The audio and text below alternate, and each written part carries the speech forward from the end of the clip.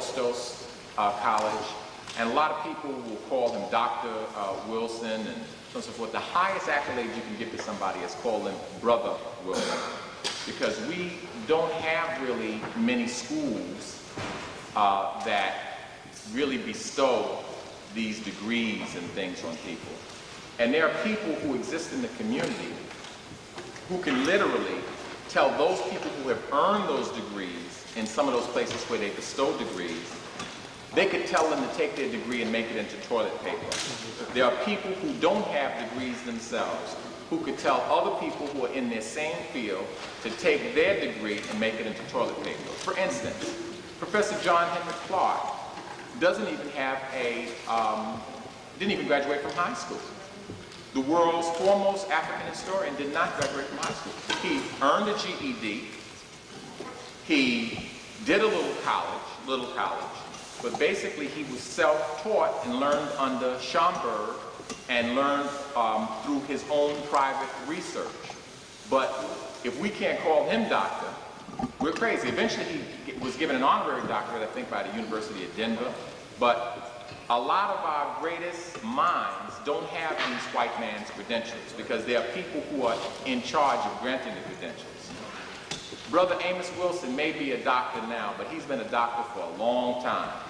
He's been a doctor for a long time because of the depth of the research that he does and because of the kind of Afrocentric insight that he brings to it.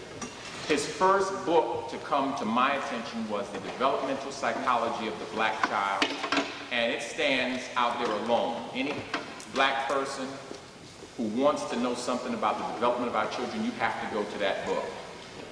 He had another book in between there that I believe was on various types of therapies, and the current book that is very popular is a book called Black on Black Violence, and it has a subtitle which makes reference to the fact that even black on black violence is in some way serving white domination. The brother is a wonderful lecturer, always learn something every time I sit and listen to him. He is the highest meaning of doctor, and he could tell me to take my little piece of thing and make toilet paper out of it. I hope we'll give him a warm greeting and that we will tune our ears and our consciousness to receive some of the information that he has for us. Brothers and sisters, let's give a spirited welcome to Brother Dr. Amos Wilson.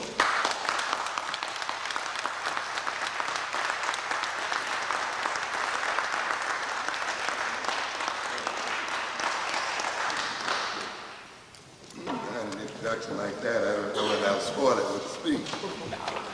I'm very, very pleased to have been invited to speak with you here today, and I'm certainly aware that there are a lot of competing events going on all over the place. So I can appreciate your coming here today because there are just so many things going on, and wonderful, great things happening here this weekend. And so I appreciate your taking the time to appear here today. I hope not to take up too much of your time so that perhaps you will get a chance to look at some of the other events. I want to also thank you for your response to Black on Black Violence, which is doing quite well, even though I hear that it's putting some of you through some sort of vocabulary hoops there. But hang in with it. It is a book I think you have to sort of perhaps read a couple of times. I think the thing that throws most people is the hyphenations. If you kind of look at it a little closer, you'll see that it's just old words sort of sewn together with hyphens in order to sort of deal with some concepts I think that are not dealt with in everyday life and dealt with in terms of where we are as a people. The outline of the book is, I think, very simple. Obviously, the first section deals with the presentation of the statistics, the so-called crime statistics, followed by the idea that these statistics have to be very carefully scrutinized, that they create halos that do not necessarily represent reality, And that's really what that is about, to sort of warn you as to how they are used to create points of view and misperceptions relative to our people. The essence of that text is to indicate that so-called black-on-black criminality, black-on-black violence, is a social act, that crime is a social act. It is a social interaction. It's not one that people desire necessarily, but it is a form of social interaction. And it occurs within a social context. Crime occurs within a society.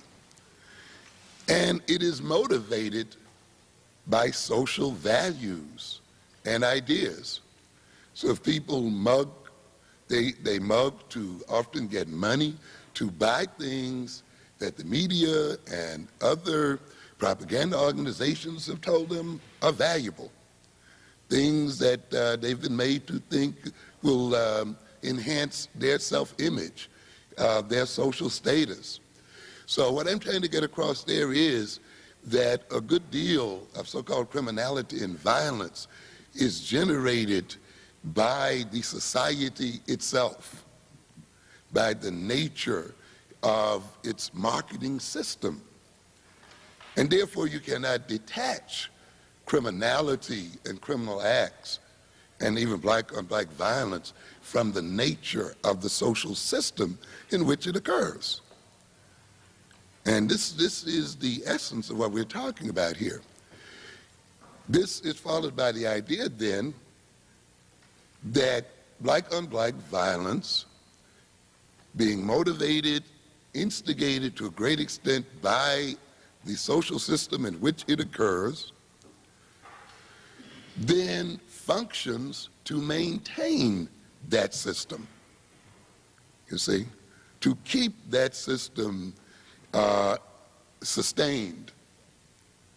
You see, and this is the way we have to, and I'm trying to get a different vision here, to move you from the standard European idea that crime is purely an individual act and it purely flows out of the evil within the individual's mind. This is a tendency of European sociologists and criminologists who are in the end apologists for the social system. And by making it appear that crime flows out of an individual criminal nature, from an individual criminal personality, you do not look at the social system as a cause of crime, as an instigator of crime. You do not see criminality in segments of that social system as necessary to maintaining that system, and therefore you get engaged in self-blame and in blaming the victim, and you cooperate with the system against your own survival. And this is what we're talking about here. And this is what, in essence, this book is about.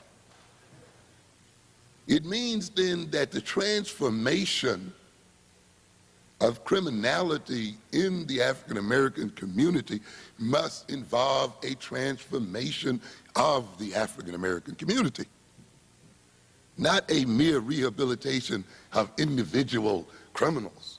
You see, you got this whole concept of so-called rehabilitation. And the idea is that you sit down in some group sessions or some one-on-one sessions and you somehow rehabilitate criminals and you somehow reduce the crime rate. Another Eurocentric myth. I try to tell my class all the time, the one that I'm doing on children at risk,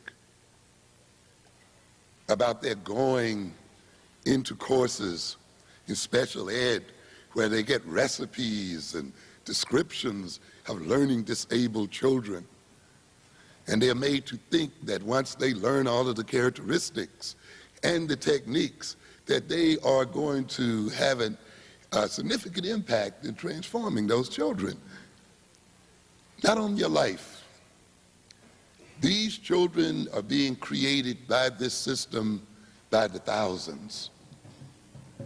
And you're not going to get enough social workers and therapists and school psychologists and counselors doing one-on-one therapy and small group therapy and stuff to transform this situation.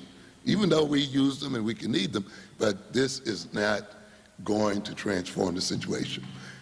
Because learning disableness is a political necessity in this society, and the inability, so-called, of many of our children to learn is necessary to maintain this social system, and it is generated by this social system. And yet the system wants to make you think that you can sweep back the ocean with the broom. No. Communal transformations have to take place, both within the African American community and ultimately in the so-called broader American community, if we are to transform the problems that are occurring in our classes and in our streets. So perhaps sometimes people are having some problem with trying to move from the standard frames of reference, which deal with individualism and approach problems from individualistic points of view, to an effort to look at them on a different level. Hang in with the text. In that context, I'm going to do a little self-advertising here. It might be helpful to read an upcoming publication coming out back toward the back end of January called An Outline for Understanding, Remediating, and Preventing Black Adolescent Violence. So you can look for that about the end of February. It's an outline essentially of about 100, maybe 120 pages. And perhaps this will be helpful in interpreting the black-on-black violence. Here we're going to look at then how so-called black-on-black violence is created by white-on-black violence. The violence that begets violence. And how whites have engaged in unrelentless violence against black people right up to this very second. It has never stopped. From the very first moment we came into contact with these people, the violence on all levels, not only the violence of slavery, the violence of peonage during Reconstruction and so forth, the violence of Jim Crowism, the violence of lynching, but also the violence of economic deprivation, the violence of the assassination of black culture and of the black character, violence in terms of injustice, violence in terms of miseducation, on and on and on it goes, and it has gone. And this violence has caused violent reactions in our people. You mix that then with the nature of adolescence in America, where adolescence itself represents a struggle for identity, a struggle to define one's future course in life, a struggle to determine one's occupational and vocational career, a struggle to determine one's gender identity, race identity, and the other struggles of adolescence. You combine that with the unrelenting assault on the black community, with the psychological after effects and the psychological effects that are pervasive throughout the black community as a result of these assaults. And then you combine that further with the ecological or physical, political environment that our youth had to live in. The so-called ghettos, the high levels of unemployment, the miseducation, the overflow of drugs, the overflow of weapons, the tremendous attack of the mass media on the desiring structure of our youth, using their own music and their own culture to inculcate into them all kinds of desires and tastes, which the society is not prepared to put them in a position to satisfy, and therefore literally tantalizing them into criminal activity. The change in the very nature of the black family. You must recognize the so-called single-headed black family is essentially a phenomena that has occurred since the 1970s. This was not typical of black adolescents before that time. You must realize the fantastic change that has occurred in the social and political nature of black life in the last 20 years. It has been profound. That is one of the reasons why you cannot compare, if you're an adult my age and maybe a bit younger, you cannot compare your adolescence on a whole with the adolescence of the current black youth today. Not by a long shot. Up to the end of the 60s and in the early 70s, the large majority of black families were still headed by two members. There were many other things going on. Now you have a situation where the largest percentage are single-headed families in the midst of all of these other things that we're talking about. And how all of these things then coalesce to create the kind of situation we're confronted with today. So if you can perhaps move back from this book back to black on black violence, and you can get a deeper sense of how then the so-called criminality and the violence of blacks against blacks is created by a social situation and a social structure. And I'm going to talk a bit later about this. Remember, and I'll make a reference already to it, but I'll make a reference again. Where is the society? When we talk about society, where is it? Is it out there? No, society is not out there. Society is where? It is where? In us.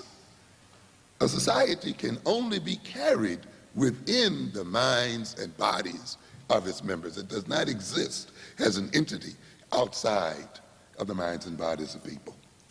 So when we talk about a society and a social structure, it must represent itself in the behavior of people and of individuals. But of course, Eurocentric psychology likes to make you think that society exists outside and separate from people. That is logically impossible, and it's a stupidity that's perpetrated on the populations, upon our people, and often leads to serious misunderstandings, both of ourselves and of our situations. So anyway, look for an outline for understanding and remediating and preventing black adolescent violence. And while you're at it, you can also look for the other publication referred to as the falsification and mislabeling of African consciousness and behavior. Here we're going to talk about how European psychology colludes with European historiography to falsify the consciousness and minds of African people, and after falsifying them, to mislabel them and misdiagnose African people, and therefore mistreat them in the name of rehabilitation, which is one of the reasons why, of course, the so-called rehabilitative establishment never really rehabilitates so-called black-on-black criminals. They cannot afford to. The paradigm that they use is ultimately designed to maintain criminality. A third publication, which will also be coming out in January, will be one that's related more closely to the developmental psychology of the black child. It is titled Awakening the Natural Genius of African American Children. And of course, those of you who read the developmental psychology of the black child recall that the black child was born and is born with a natural head start. It is second in intellectual potential to no other children on this earth.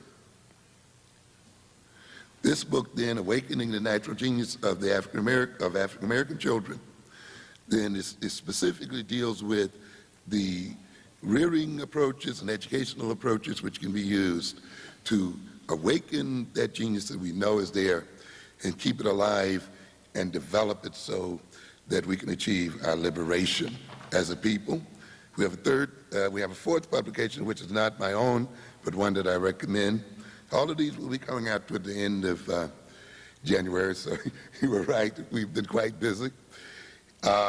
This is by Dr. Louise Spencer Strahan, called Confronting the Color Crisis in the African Diaspora, emphasis Jamaica, looking at the issues of color within an African nation and society, and how and the ramifications that these differences in skin color have for African political, economic, and social development. So we'd appreciate your patronage and your attention. Of course, we hope that you will find these books educational. We expect by the end of February to have another publication that's tentatively titled Educating the African American Child for the 21st Century, a rationale for an African-centered education. And here we will have about 400 or 500 pages for you so that we can go in great detail about the education of our children, and we will review various educational programs. We will look at the learning styles of African American children and those kinds of things, so that those who hopefully review this book can walk away with it or walk away from it or use the book as a handbook to develop practical, real programs for educating our children as a way of attaining our liberation as a people. One more reminder here, I normally do not sell my own book. I generally let the books be sold by local vendors. What I'm doing here today is also letting these books be sold by Cimitap, so that 40% of the retail price goes to the Cimitap organization as a part of contributing to what you're doing here and supporting what you're doing here.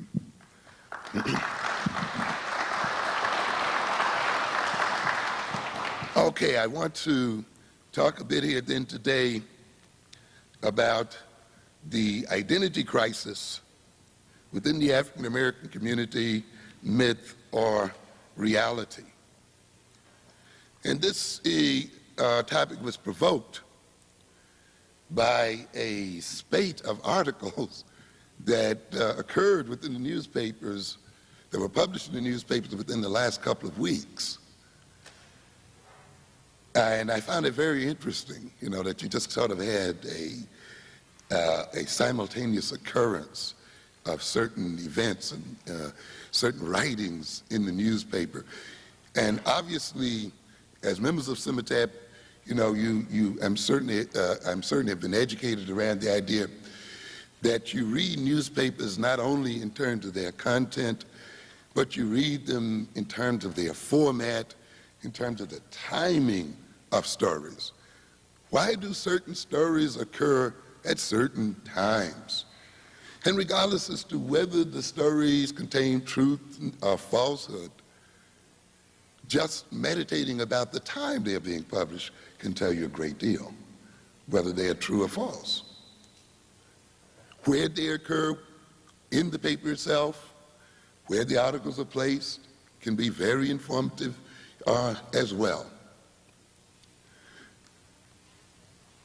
How is news used by the establishment? What is the role of newspapers in the establishment?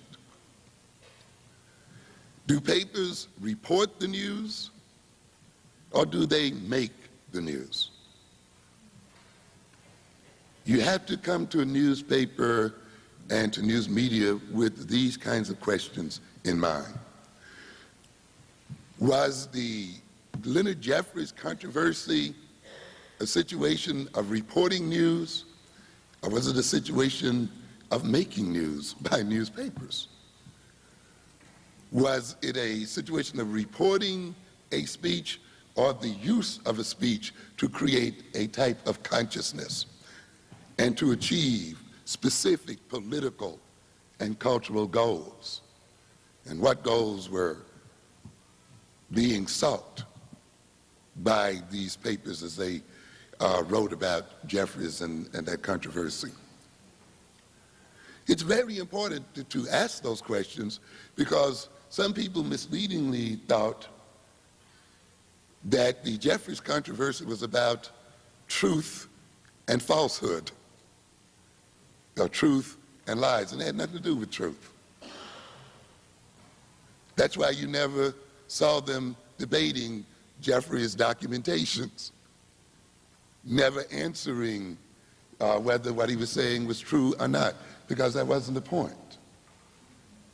And we must recognize then that often the publishing of news and so forth is not about then the publishing of truth or necessarily the publishing of lies, but about the manipulation of consciousness and about the achievement of particular social and political goals. And often they are not even about the person who is at the center of the story. The person is often secondary to the whole purpose of what's going on, and is merely a cog or a pawn being used. If you don't know that, though, you will personalize the issues and miss the whole point of what is going on. And we as people must remove ourselves from this tendency to personalize stories and issues. I'll give you a quick example of that. I'm sure there are many blacks now in Louisiana who are going to sleep after having come out to the polls and voted Duke down, and who are feeling very proud about their voting prowess, and who saw the danger as Duke, who forgot their history, by the way, and remember that at another time in history they were able to vote too. And those votes were taken away from them. And it took almost 100 years for them to regain the right to vote. So that, in a sense, this voting against Duke does not necessarily represent black power. It was the absence of black power during the Reconstruction that permitted the voting, the franchise that blacks had for voting to be taken away. What then makes us sure that this franchise won't be taken away again? What have we done as a people to ensure that our right to vote will be determined by our power, not by the power of others? And I think we've done relatively little in that regard.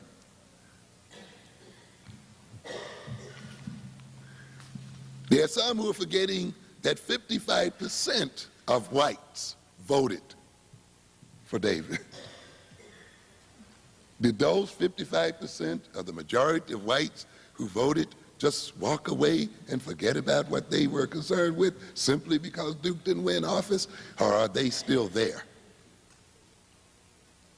In other words, then, the issue moves beyond David Duke to the fact that we have a large number of whites who have certain attitudes, and those whites are still alive and well, and those attitudes are still there whether David Duke lives or dies tomorrow.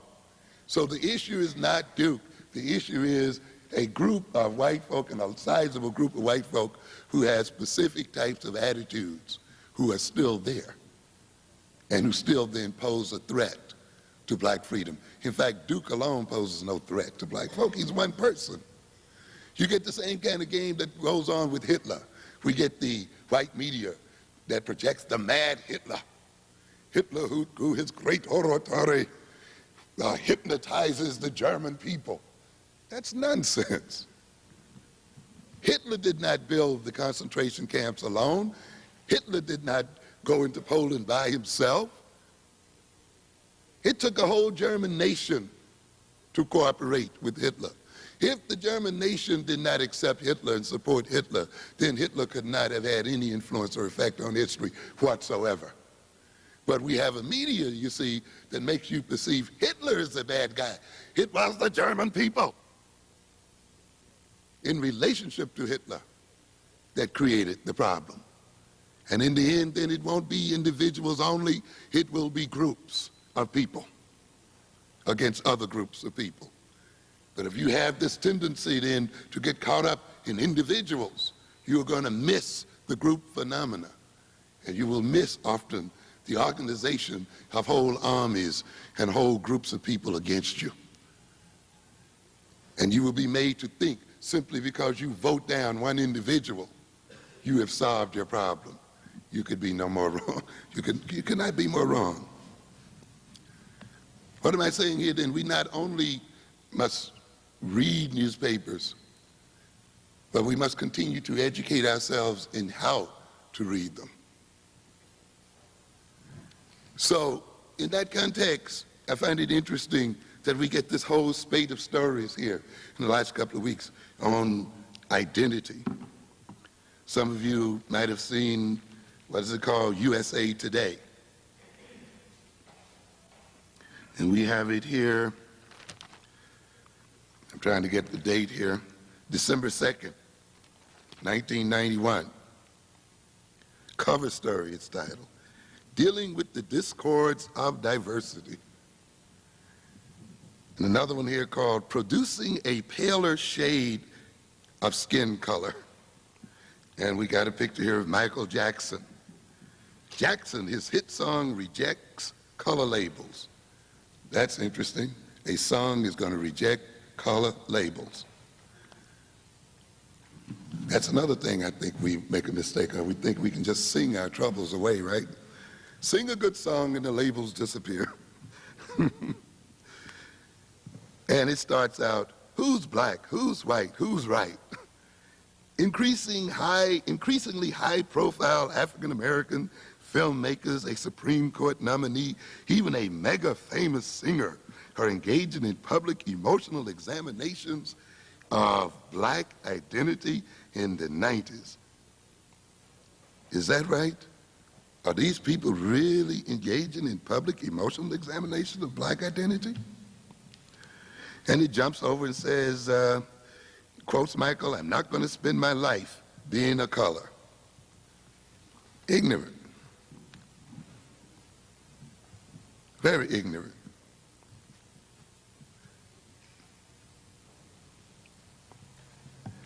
As an emerging black middle class slips into the mainstream, it faces questions about the duty to stay black.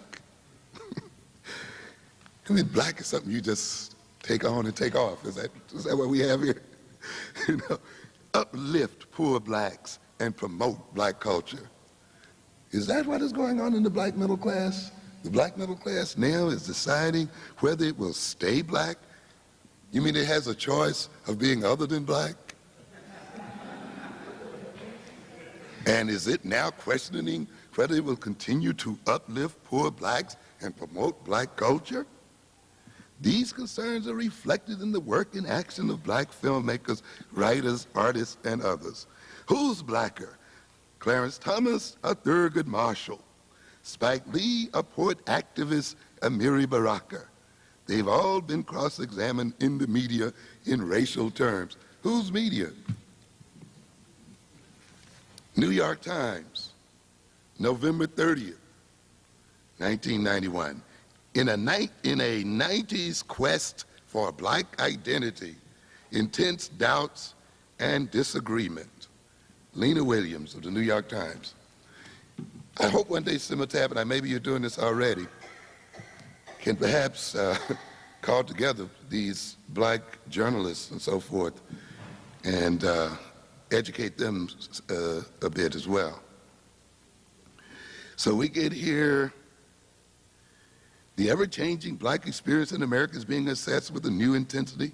Skin color, how you talk, more specifically, what you say, how you live your life, are examples of the tests being used to determine what it means to be black in the 1990s. Not since the tumultuous 1960s has there been such an intense focus on blackness. And it jumps over to, talks about books and news articles. The topic range from what's black, who's black, what's not, to black like who. Films like School Days, Living Large, Strictly Business have used satire to explore racial conflict and contradiction among blacks. And they quote a psychologist from DePaul University, aside from skin color, there's something to being ethnically black in terms of outlook on life, values, and beliefs.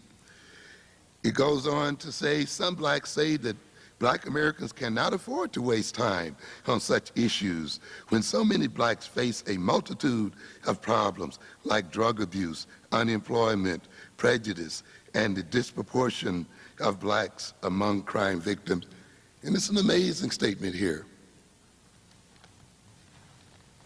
We would argue that to a great good extent, a lot of the issues just mentioned flow from the attempt to separate us from our identity, and in many instances reflect issues around people who are trying to escape their identity.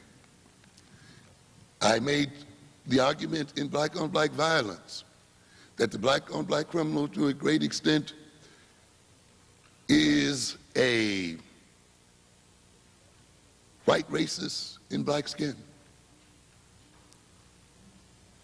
A person who has internalized white racist attitudes and has identified with his victimizers and expresses his victimization by victimizing other black people. That his behavior reflects the absence of an appropriate black and African identity. And that much of the unemployment and much of the other issues flow from an absence or an incomplete African identity. We get quotations from various experts here, including Mr. Julius Lester, a professor of Judaic studies, speaking of identity here, at the University of Massachusetts, says that being black has evolved into a form of social fascism in the past 2 decades, especially on campus. So whites have stopped being fascist and stopped ruling. So the issue now is not white fascism or white racism, but black fascism.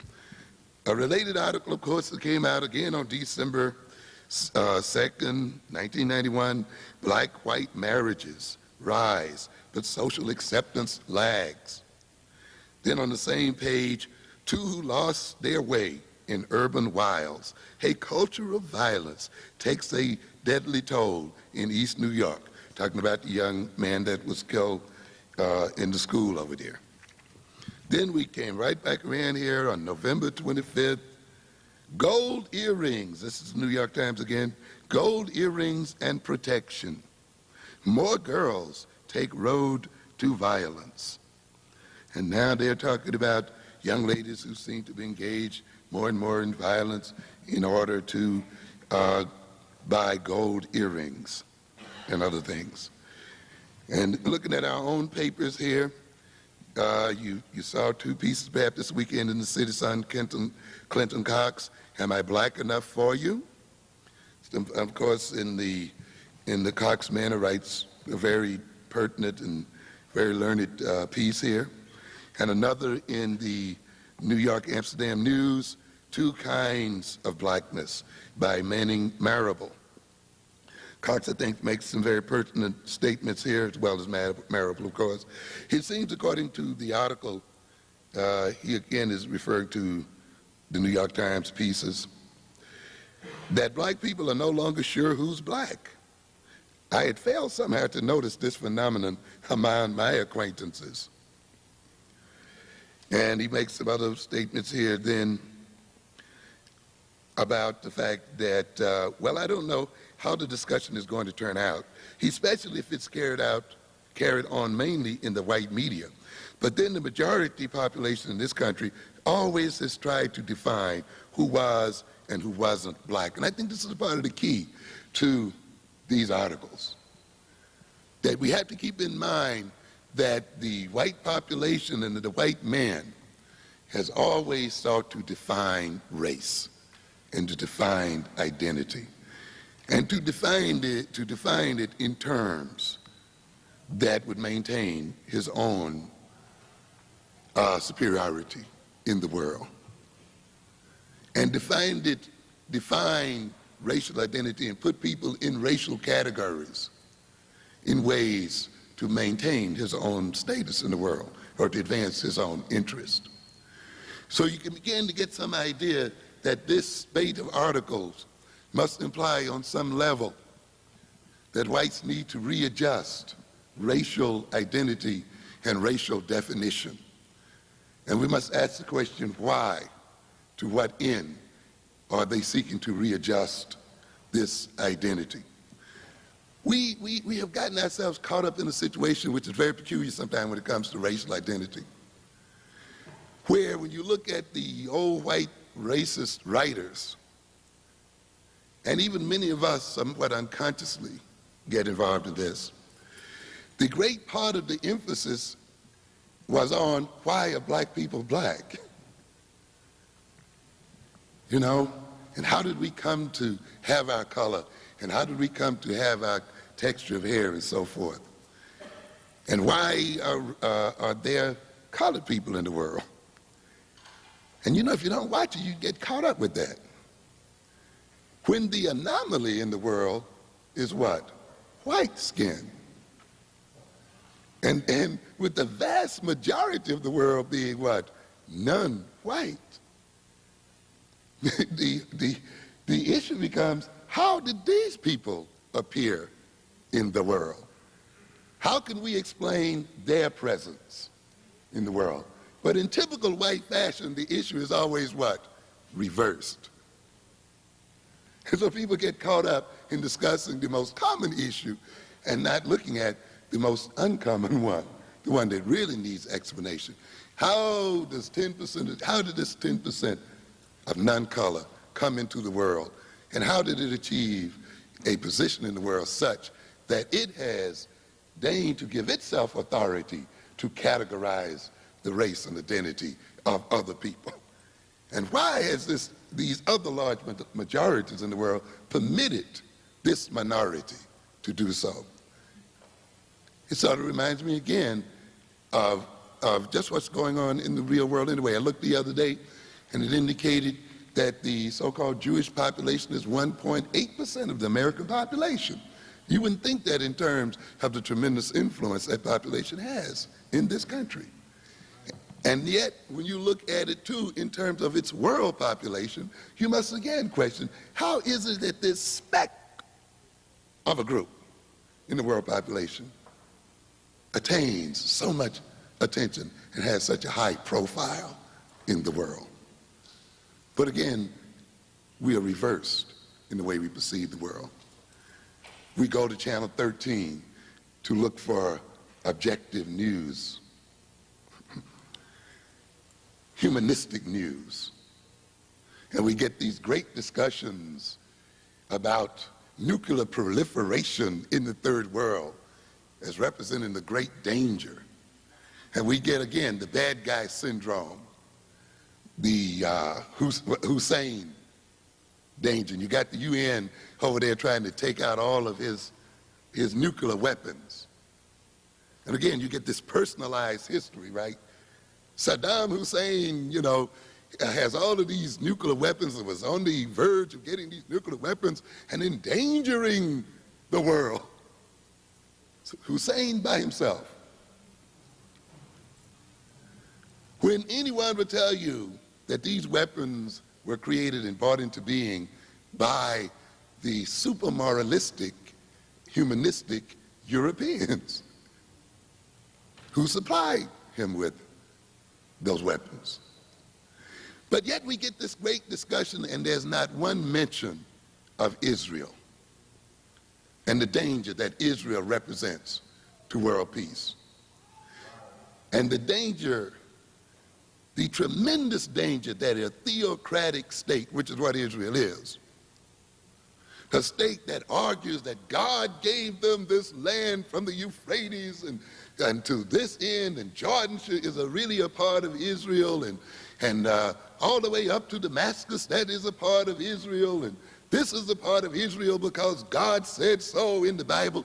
You now have the most lethal mixture of genocide going when you attach great military power to religious fanaticism. And yet, you get the great Channel 13 being so concerned about the third world containing weapons. Where's the discussion about this weaponry in South Africa? Where's the discussion about the fact that the United States has been the only country that has actually used these weapons and dropped them on other people? Why aren't we talking about disarming this country? You see? But typically, as I've said many times and again, ladies and gentlemen, in order for a minority to rule this world, they have to reverse reality. They have to turn it completely around. And those who are ruled must become backwards in their perception and in their thinking and in their behavior. They too must inculcate and internalize backwardness. And they must express their freedom as a freedom only to do the wrong thing. So he talks about it here, and you can read further pieces here. Marable's piece, I think, is a very interesting piece, Two Kinds of Blackness, in the New York Amsterdam News, particularly when he talks about two ways of looking at race. One, he mentions here, race is essentially a group identity imposed on individuals. And of course, he talked about the situation that race is not purely self-chosen by a people or by an individual. It is imposed by people outside of oneself. I think I heard Karenga the other day use what I thought was a trenchant piece, a trenchant statement that he said, I believe is an African proverb, that simply because you put your hand before your eyes doesn't mean the sun has gone out. And yet you have some blacks who think that in their not seeing color, the world doesn't see color, or does not see them as black. They think if they would keep their incantations going on about how they are not black, and how they choose not to live a color, and how they choose not to see the world as colored, that the world will not continue to treat them as black and see them as black. This is a foolish perception. It is a very childish and immature perception, which is, of course, is, again, what oppression tends to do to oppress people. It tends to immaturize oppressed people and maintain and instigate a retarded development in terms of thinking in too many of our people. When we talk about this kind of thinking, we talk about this kind of thinking as occurring in children 2 and 3 and 4 years old, who think that they can hide their eyes, and by hiding their eyes, the other person disappears or goes away. Or that because they don't see the other person themselves, that the other person does not see them. And you can see this foolishness, as I've suggested, on other circumstances. You go into Bensonhurst, as Hawkins did, or you go into Howard Beach, and you keep repeating to yourself, I'm not black, I'm not black, I don't see myself as black. And you think that those people don't see you as black. In fact, it is the keen recognition that you are black and that other people see you as black that can save your life. Because you can say, I'm black, I know how these people think about black people, and I know this neighborhood, and consequently, I will approach it this way. But you go in there singing about how we are all one, and we are all one little color, and so forth. But this is a part of oppression, to motivate the oppressed to escape their very reality.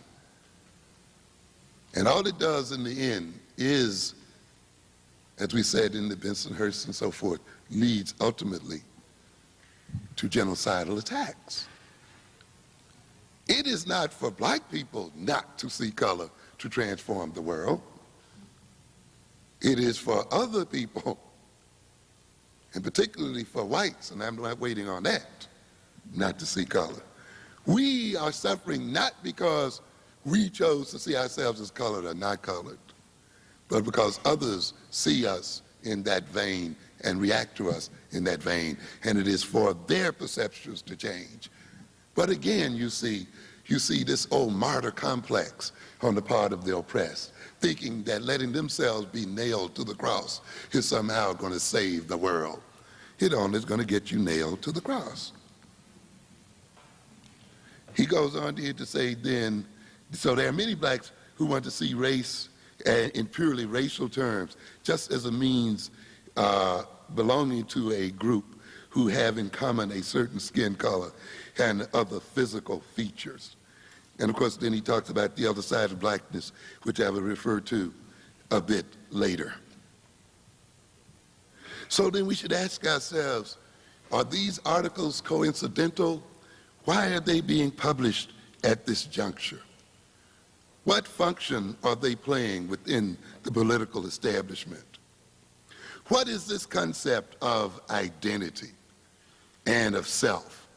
What is this concept of individuality? What is an individual anyway? We don't spend enough time thinking about that. One of the things that we must debunk immediately is the idea that a person can be completely individual and separated completely from society. In fact, individuality has no meaning other than in a society. If you are in the world completely alone, no one else existed, why would you even think about individuality? There's no meaning whatsoever. Why would you even think about identity, race, or anything else? These things come to have meaning and operate within a social context. The concept of personal and social identity takes on meaning relative to other people, relative to a social system. Identity, by its very nature, is a social concept. It is no way you're going to escape the social in your personality. One's identity begins before he or she is even born. It begins in the womb itself. The society begins to shape the personality from the very first moment of conception. However one's identity is defined and assigned, however such an identity is expressed, it has social ramifications and produces social effects. Because one acts one's identity out within a social system. I don't care how you define it. If you're living in a society, it has social effects and social influences. Individual definition and expression is achieved within the social structure. Self-identity is confirmed by repeated and relatively consistent social interactions. To have an identity means that you have some kind of boundaries around your mental and physical personality. Those boundaries have to be defined relative to those outside of those boundaries. Those boundaries are maintained by those structures and people outside. In fact, one does not achieve an identity in the fullest sense until that identity is confirmed by other people. You know, you can say, I am the king, if you want to. You can say it all you want to, but until others defer to you and bow to your presence and follow your command, in reality, you're not. It takes the behavior and attitude and the relations of other people to confirm what you may even call an individual identity. They have to relate to you in some particular set of ways. The idea then that you can have an identity unconfirmed, unrelated to a social system is totally illogical. This man who says he is neither black nor white will still turn around and call himself a singer, which requires what? An audience, people to listen, people to buy records, people to respond to him as what? A singer. If he were in the middle of the forest, totally alone, what difference would it make if he sang or not? How could he define himself? The word singer, the word dancer, only has meaning within a social, political context. It's just like the context people talk about of being independently wealthy. How are you going to be independently wealthy? These are my dollars. A dollar is nothing but a printed piece of paper. That is all it is in essence. The dollar is a social instrument, and its value must be accepted by other people. Therefore, it can never belong to you alone. It only has value because it is a social instrument. You never own it by yourself, for yourself, and to yourself. If you did, it would not be accepted as what? Money. But of course, the bourgeois society wants to create this so that it can make the poor and these other people it rips off think that they do not give meaning to wealth and riches. And that ultimately what we call wealth and what we call riches is a creation of the group, not of some person who lifts him or herself up by their bootstrap and who is a self-made person. A self-made person is self-made within a social context and is maintained in their wealth by a social context. And therefore, all of the money that they have ultimately is money that belongs to the group and is a group creation. But of course, we want to run a game on your head to take your money, use all of your money, use it against you, saying it's all mine and I'm independently wealthy. We never think about, and there's so many other concepts like private property, total thievery. You never own any property. You just rent it. You said you paid for it. You finished your mortgage. Stop paying your taxes. See how long you got it and watch the group take it right back from you. You don't own it. You just rent it. You see? But this is the game that's run on the mind of people. What makes an individual, what makes us individual is our unique ways of integrating and expressing and relating to community, to shared social knowledge, techniques, resources, and values. The material we individualize is in essence social material, made available by a social system, a set of social relations. In other words, we are individual in our individual ways of dealing with social things and relating to social things, not that we are uniquely individual. Then we would speak our own language.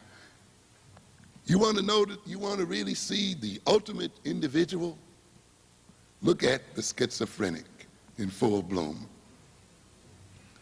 Has his own glossolalia, salad language, living in his own total reality, disembodied, doesn't know where his body ends or begins. He's all people and every people.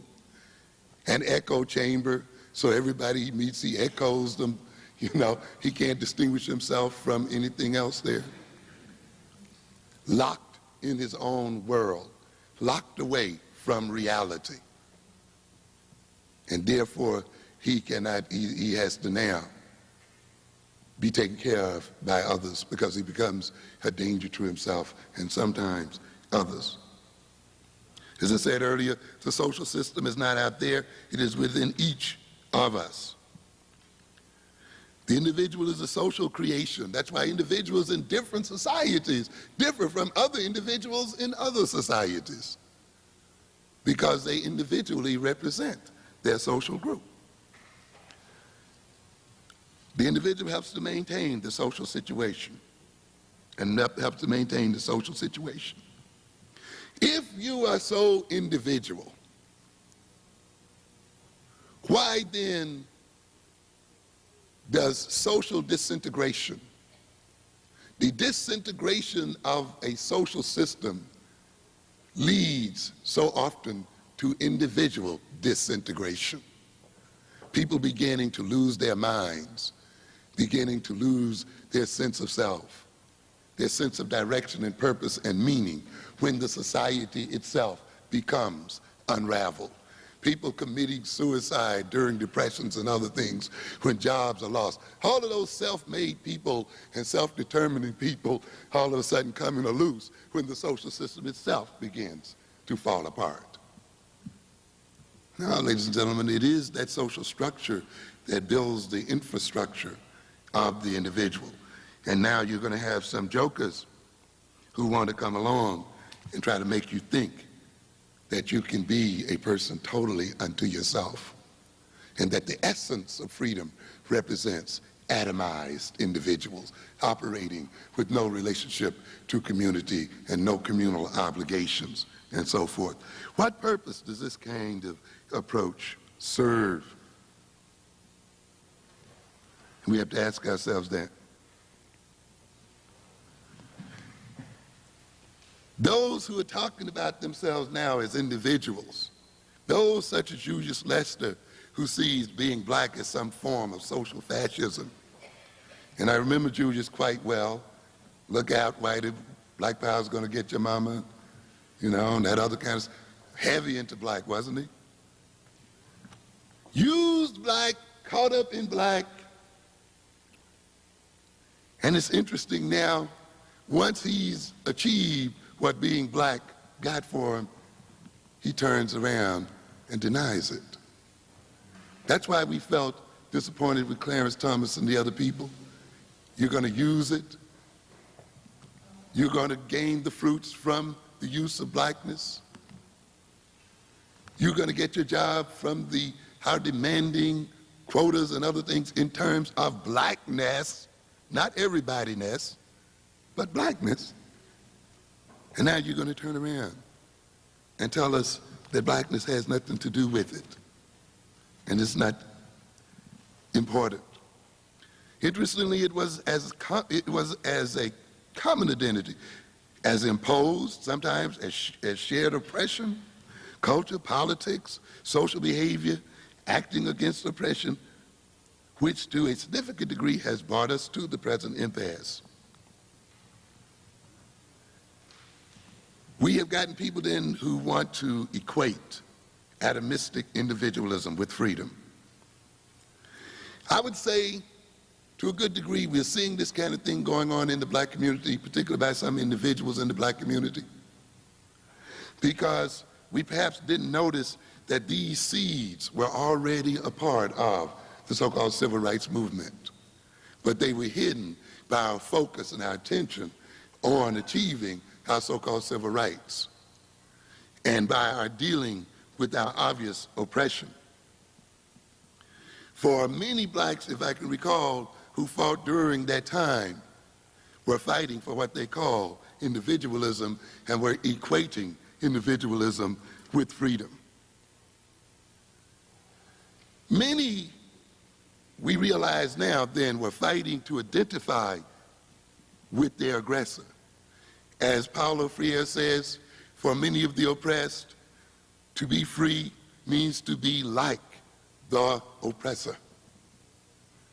And consequently, there were many of us during that struggle who thought that white folks and their behavior and attitudes, their privileges and so forth, represented what it means to be free.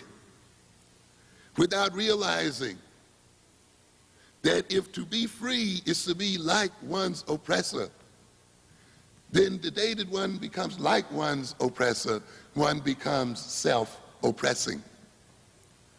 And one becomes an ally in the oppression of one's own people. And again, in black-on-black violence, this is what I'm saying, that the black-on-black violent criminal, in a sense, becomes an ally of white racism. He wants to imitate the murderous attitudes of the white man being the greatest murderer the world has ever seen, the greatest killer, robber, and rapist the world has ever known.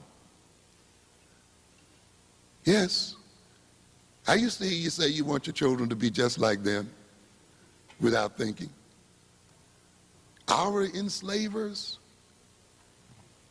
the assassinators of our personality, those people who lynched us, those people who deprived us, those people who killed nations and nations of Indians and others, those people who, wherever they stepped on this earth, the local populations were degraded, those people who developed great death machines and polluted the earth and the world itself.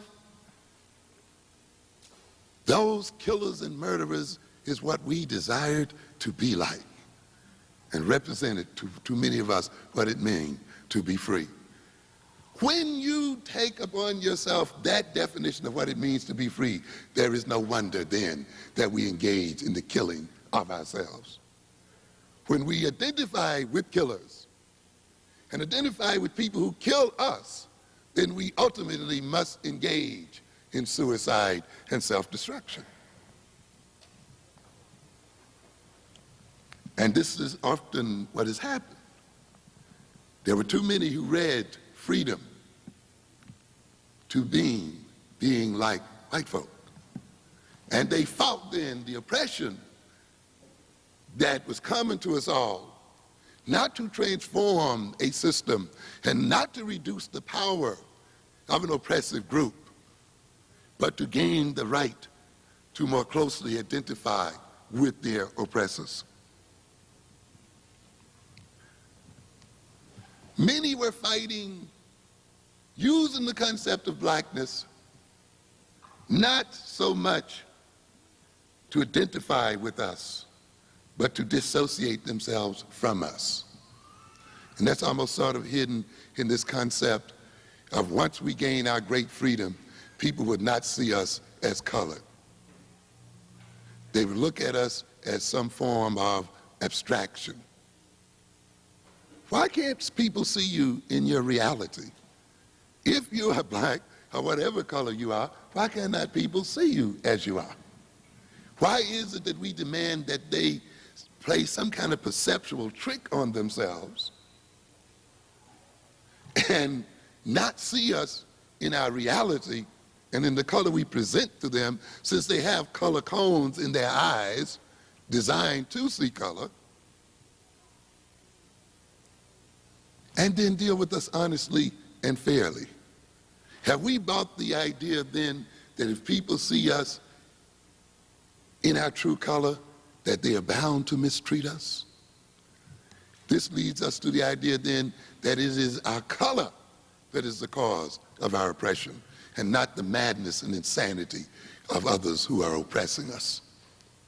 And therefore, when you internalize this kind of concept, you see freedom as dissociating yourself from your color and trying to get others not to look at your colored reality, so that both can be insane, so that the other who's looking cannot see you for who you are, and you cannot see yourself for who you are. And therefore there were those who fought as black people in order not to be seen as black people. The very essence of schizophrenia, again, and madness, is dissociation. A cutting off of the individual from his reality, and a form of alienation. There were other of us who fought and fell behind the black banner during the civil rights era, Not as Maddox tells us, I think very importantly here, Attorney Maddox, not so much for civil rights as for consumer rights. And it becomes sort of interesting that the civil rights struggle centered around lunch counters and retail stores. And you begin to realize that while this certainly was not the whole of civil rights, that there was an aspect having to do with consumption, the right to take our money and give it to people who hated our guts. And we see this still going on today. And again, we talk about this in black on black violence. People don't want to live next to you, hate the sight of you, miseducate the children, want to continue their oppression. And then what do? Beat each other up so that we can carry our money to them, buy the bus loads, and feel proud of ourselves and feel good after we've given it to them. And then we'll say, why are you doing that? It's my right as a United States citizen.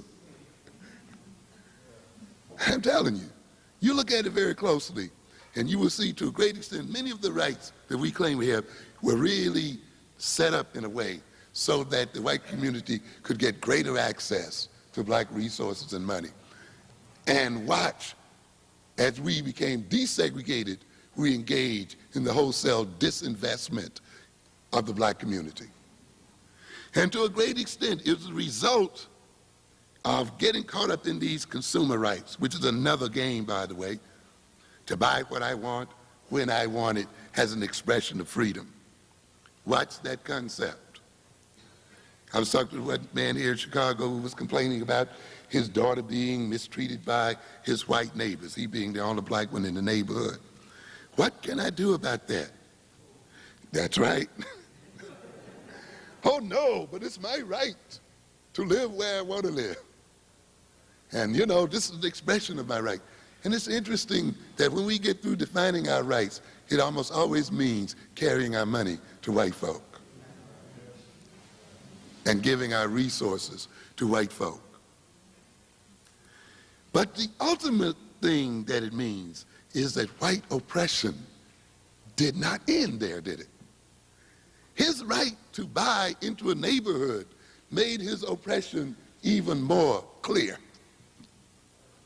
He brought his children into even more naked oppression by the very rights that he thought he had won and that he thought he was exercising.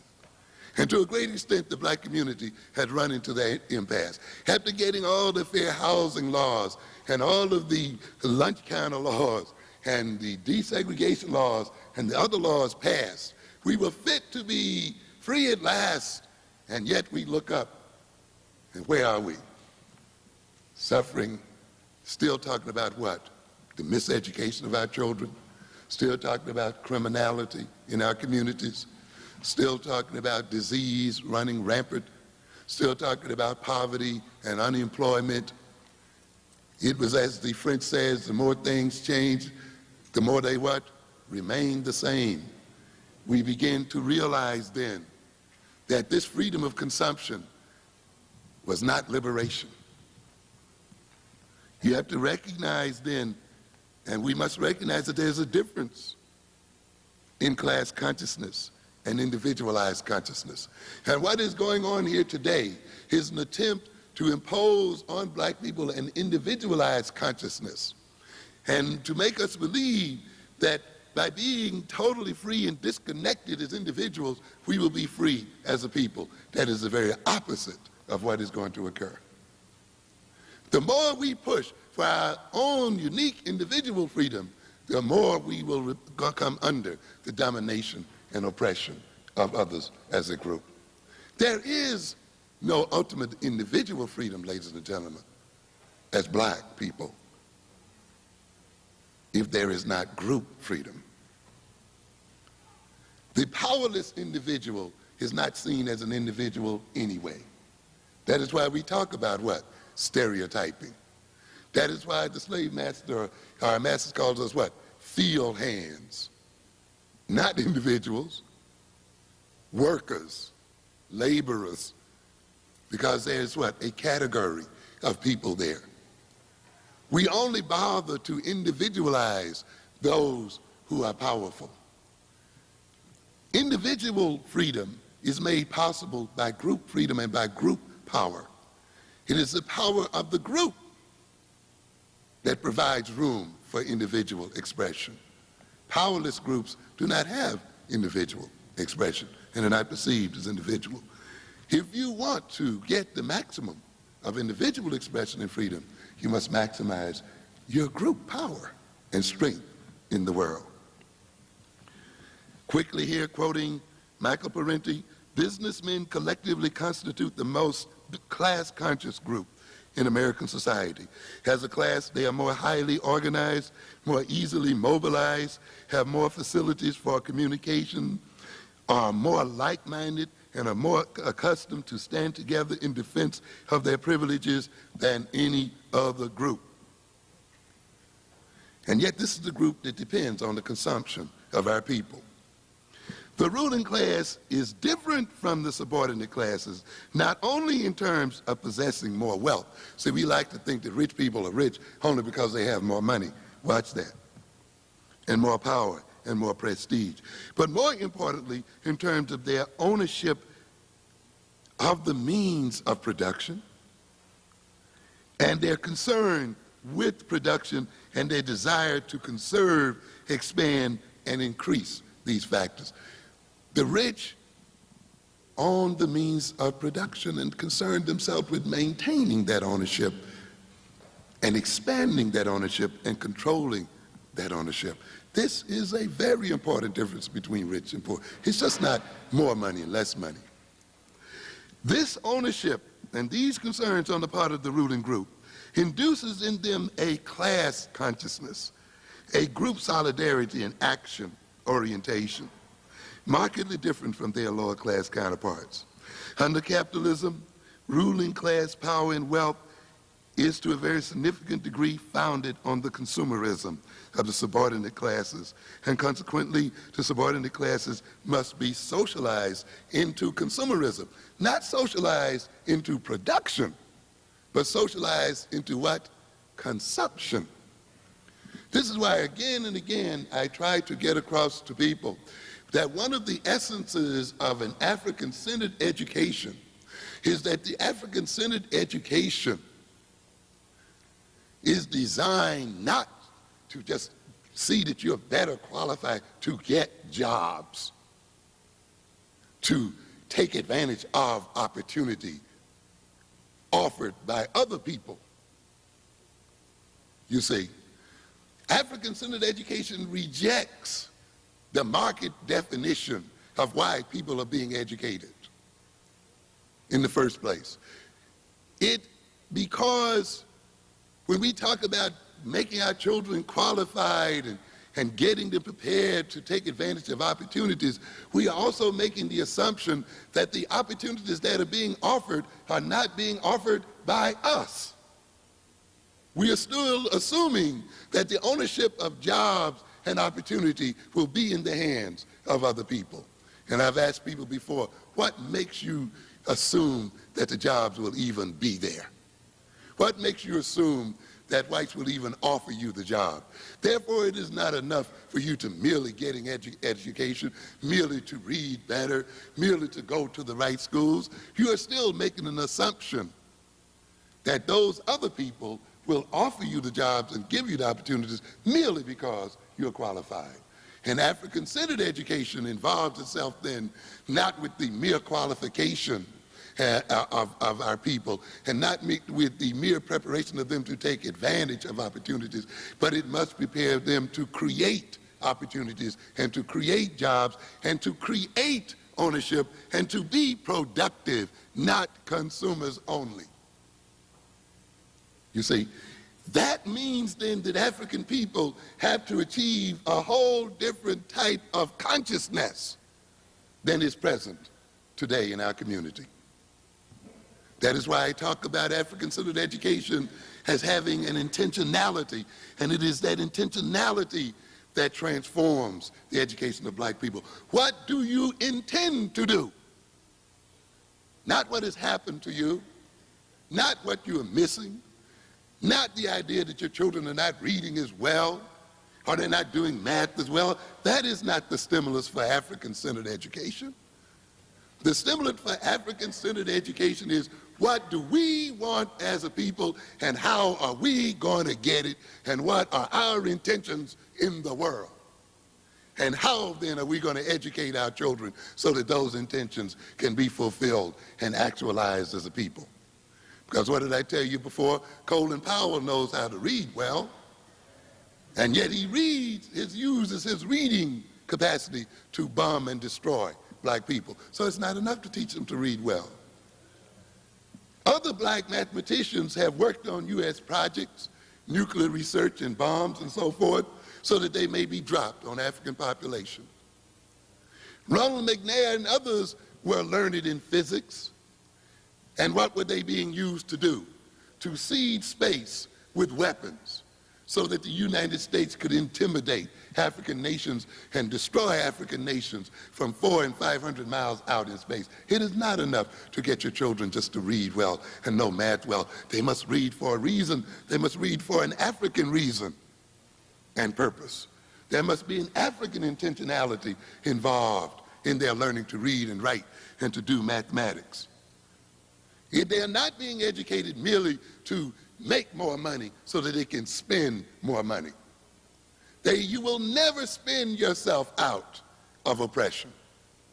As a matter of fact, again referring to the black-on-black violence, through our habits of consumption, we actually finance our oppression. Yes.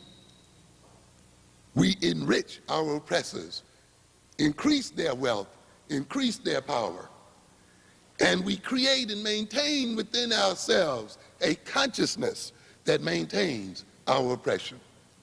We are so caught up in the consciousness of consumerism that we commit violence against one another in order to engage in consumer behavior.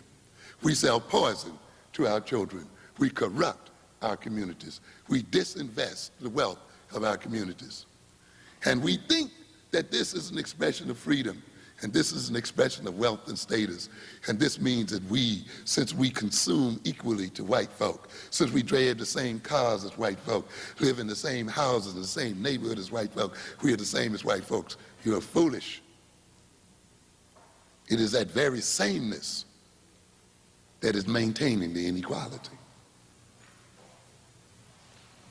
I was trying to explain to my class the other evening the confusion people have of equating sameness with equality.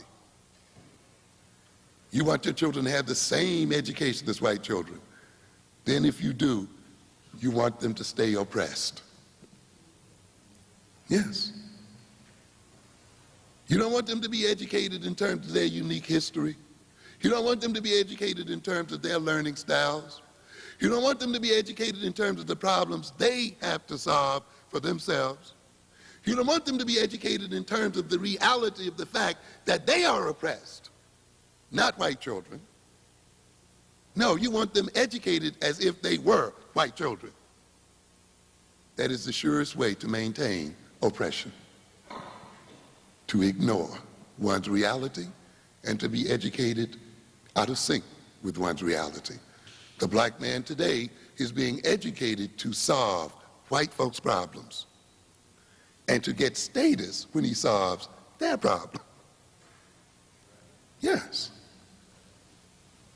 And sees himself as successful when he solves a problem for them. And you still can't get that same one to work on a single problem in the black community. As a matter of fact, he's at a loss as to how to use his talents and knowledge in the interests of black folk. Speaking of individual definition, his job loses definition once it steps outside of the white context. His self-definition, which is tied to his job definition, is lost. I've told you before, black people even define intelligence in terms of solving problems for white folk.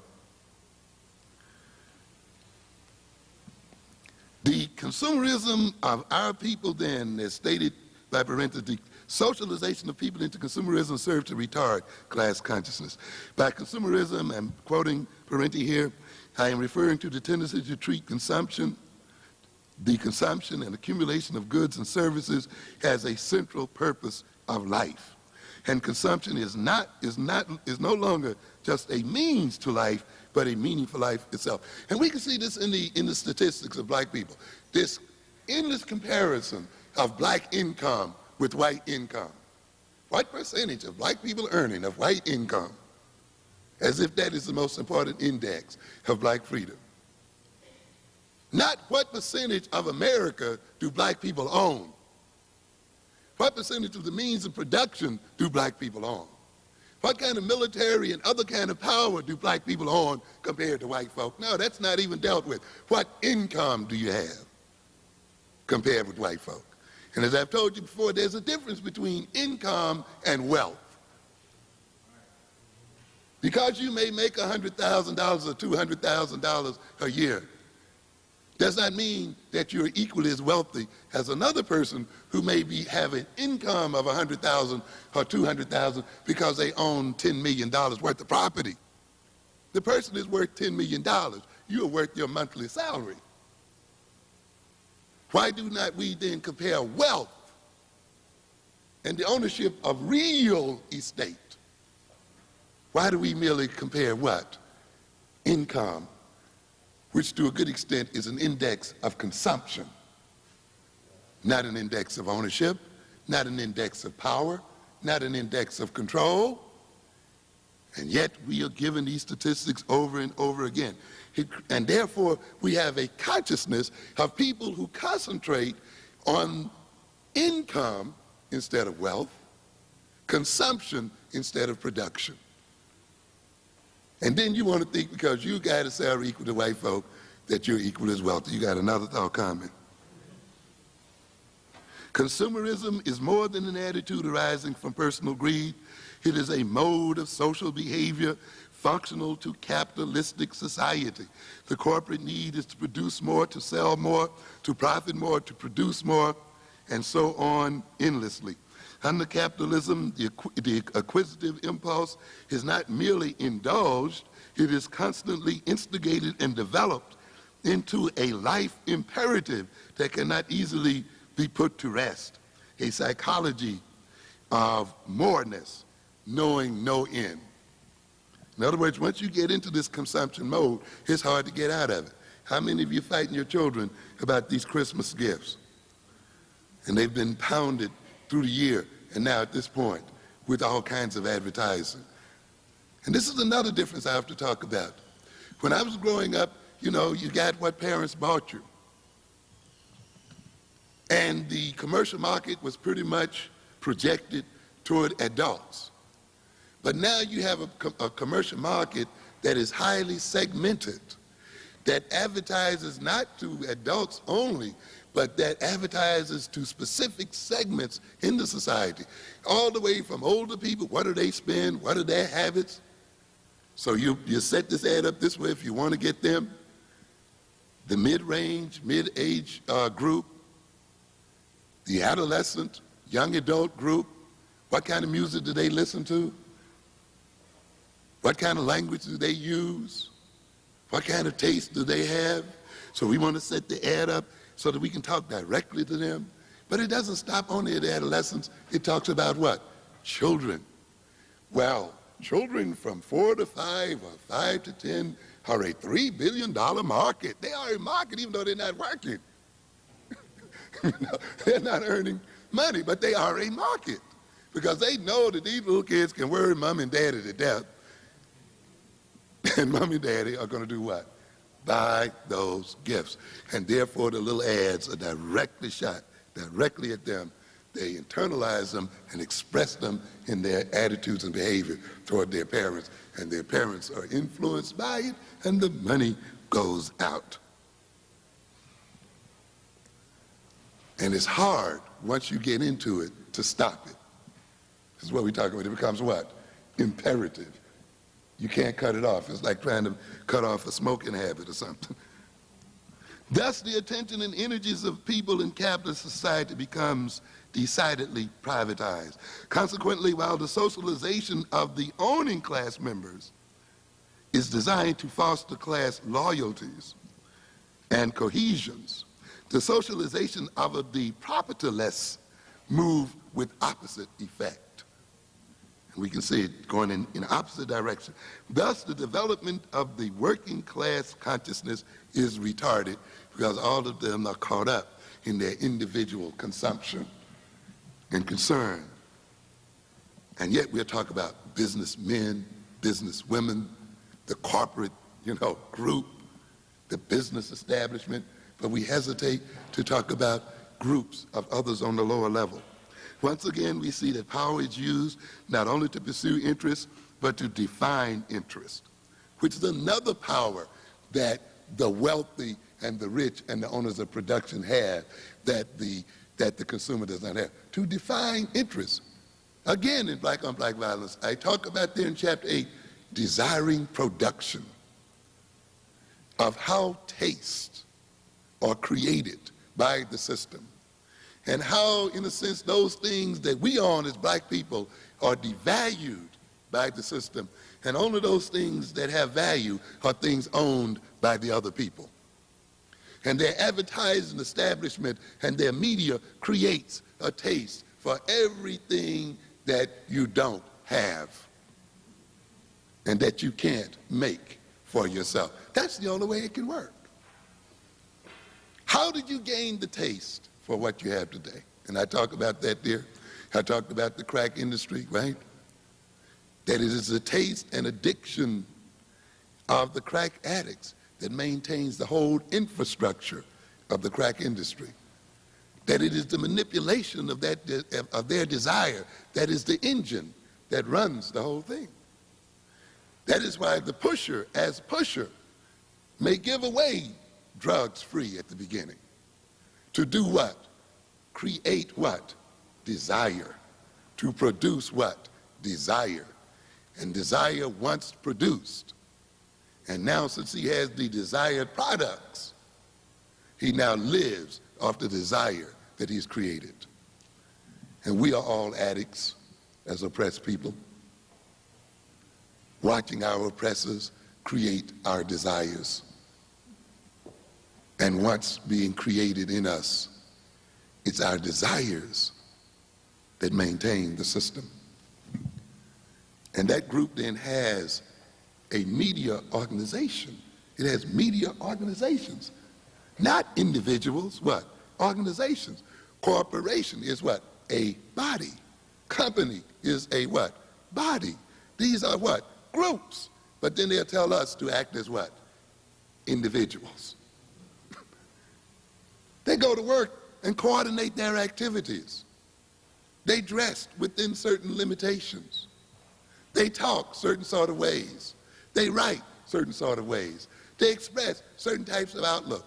They go to school for years so that they can be appropriately shaped to talk, walk, dress, write, perceive the world, so that they can fit into what? An organization and a body, so they can fleece the other individuals in the world. This is what it's about. But then they're going to make you think in terms of blackness, to operate in terms of blackness is unusual, is odd, and it's wrong. But of course, what do I say? Things have to be backwards, don't they? This is the nature of things. Again, speaking to my class the other night, to get engaged in black studies is something bad. But what have you been studying? White studies. We make the mistake of thinking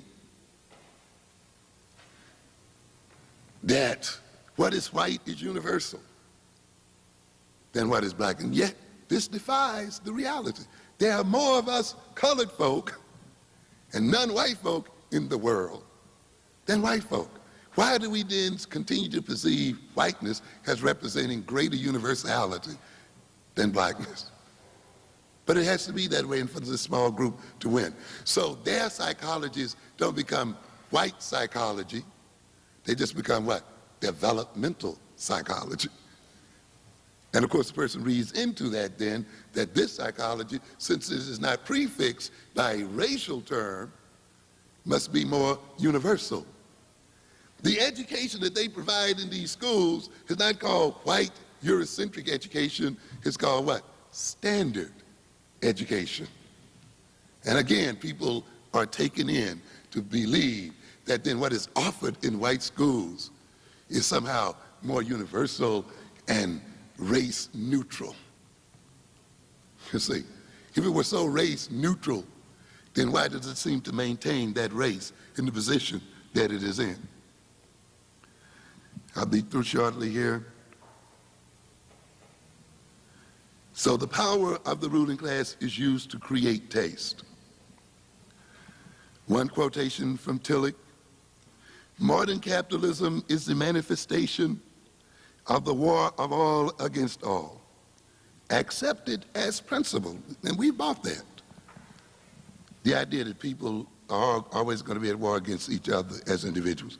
Hence, an activity motivated always by the impulse to seek one's interests at the expense of others.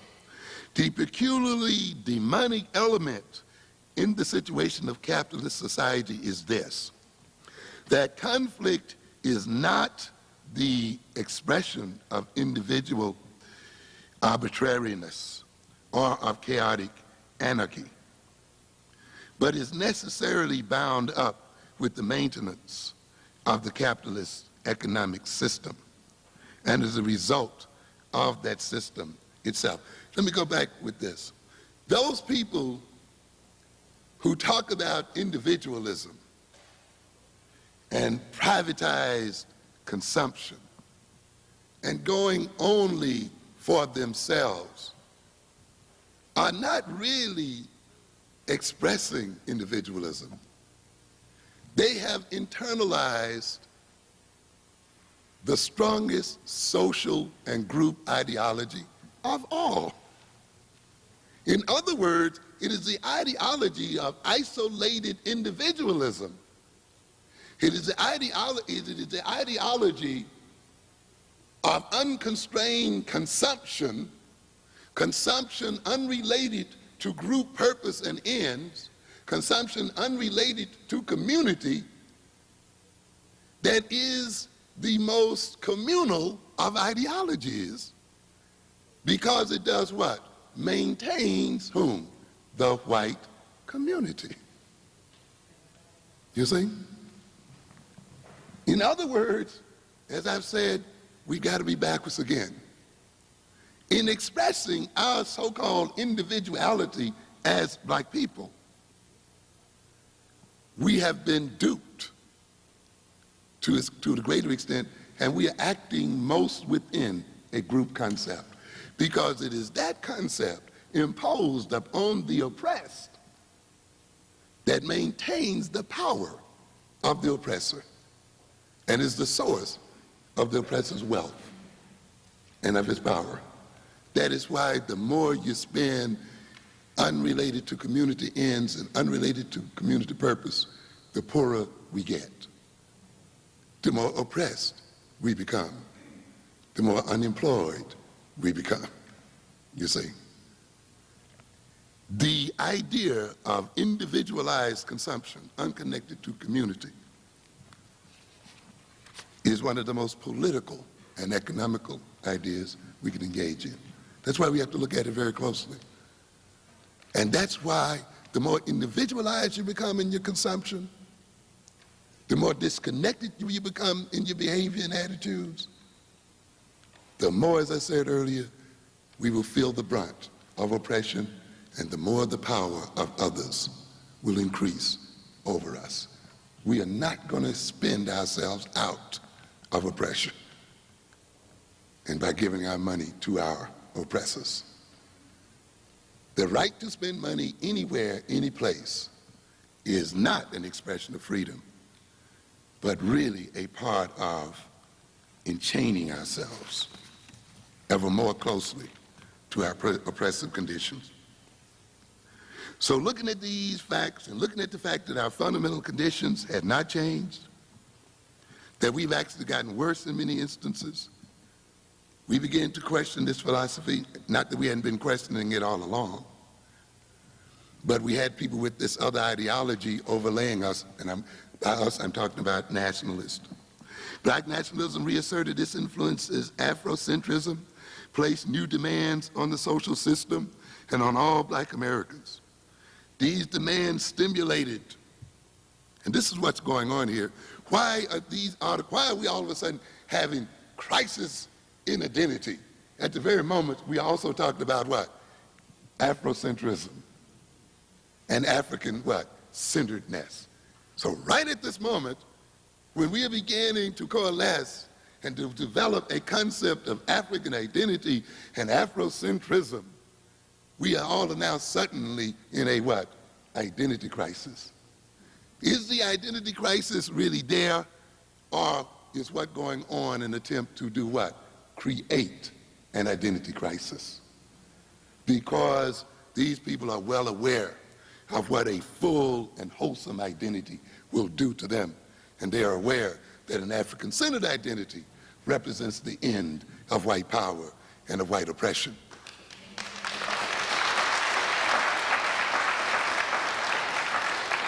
That's why I've told you time and time again that at the center of an African-centered education is the overthrow of white power and the breaking of the arms of white power. If you're not educating your children to break white people's power over us, you're miseducating them. If not at the very center of the education of our children is a preparing of them to defeat and destroy white power over us, then you're engaged in an education for servants. You can call it by any name you want to. You can call it multiculturalism. You can even call it Afrocentrism. But if its goal does not have at the center of it the destruction of white folks' power over black folk and the destruction of any other ethnic group's power over black folk, then you're not talking about African-centered education. And ultimately, you're not talking about liberation. You have to keep that in mind. That is a part of it. And that kind of consciousness places new demands on black folk and on this system. So you have some black folk then hearing about Afrocentrism, fear resegregation. In fact, they'll call it what? Self-segregation. These other groups, by the way, who live together and want to stay in their own neighborhoods, fight you and burn your house down when you move in, move their children out so they can keep their children to themselves and educate their children, you know, all of these things. And as a result thereof, you see they have their power and they have control and they have wealth and everything. And then you have some Negro saying segregation of the group represents failure. It's an amazing situation. And I'm going to show you a minute what's going on in this area. But again, it's because they've bought the individualistic philosophy. Because to a good extent, a resegregation for them represents material loss. They fear that the so-called gains in social freedoms that they have achieved, that the so-called successful blacks and the wannabe blacks want to achieve, will be taken from them. And consequently, the more we demand an African-centered consciousness and an African-centered approach to the world, the more they want to dissociate themselves from blackness. I'm not like the rest of them folk over there. Let me in. They fear black power, of course. White people fear black power. If we gain an African-centered consciousness, it means a loss of the black consumer dollar by whites and other non-blacks. And what have I told you before? Because we are such individuals, because we are so free, we, in a sense, are financing Koreans and other children. We are making certain that they don't engage in crime because they don't have to. In a sense, we finance or we disinvest in our own children. And to that extent, we actually instigate criminality in our own. Those of us who don't see color means that we don't see our own children of color. We treat all people the same, even though in reality not all people are the same. Not all white children as a group are equally as poor as black children. But yet you want to see them as the same, and in the end, you end up giving what? Money to people who already have more than they know what to do with. We finance the children of other groups, and then we wonder why our own engage in thievery and other forms of misbehavior. In a sense, then, we create it. We also see a situation here with the changing demographics of this country, the need of this country to what I call Anglo-Saxonize the black middle class, to make honorary blacks as a means of maintaining their position and their power and their wealth when they are no longer even a majority in the United States. To create a neoconservative black class to reward its neoconservatism and move the society from racism to classism. So all of a sudden this society is not going to be so much based on race as it is on class. And that should make the Marxists happy. You know, now we can talk about class because these neo-honorary blacks now become a part of the middle class and the upper ruling class, even though they are not. The black middle class and the black upper class is a subordinate class. It is an underclass. What did I say about this distinction? Because these two classes still don't own anything in this country worth a nickel. They don't own the means of production. This is a salaried class. This is not a real ruling and upper class. This is a misnomer to call these people such. They are still managed by the white middle class. They're still being laid off by white middle class managers out there today.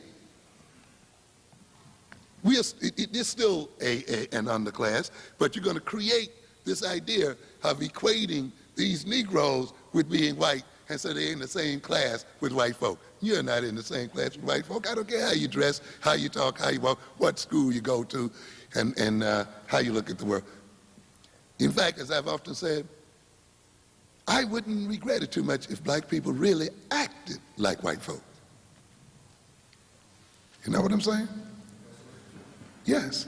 In fact, I've said that Farrakhan and others act more like white folk, if you want to play it that way, than Clarence Thomas or the black conservative. Why? Because white folks say they want to what? Own and control a piece of this what? This earth and this ground. They want to own their neighborhoods. They want to own their businesses. They want to educate their own children. They want real power in the world. They build real nations and so forth. They have their own institutions. They create their own jobs. So man, if you want to act like a white person, go at it. You see? But these Negroes you accuse of acting white are acting just what they are, Negroes. If we really acted like white folk, we would be at war right now.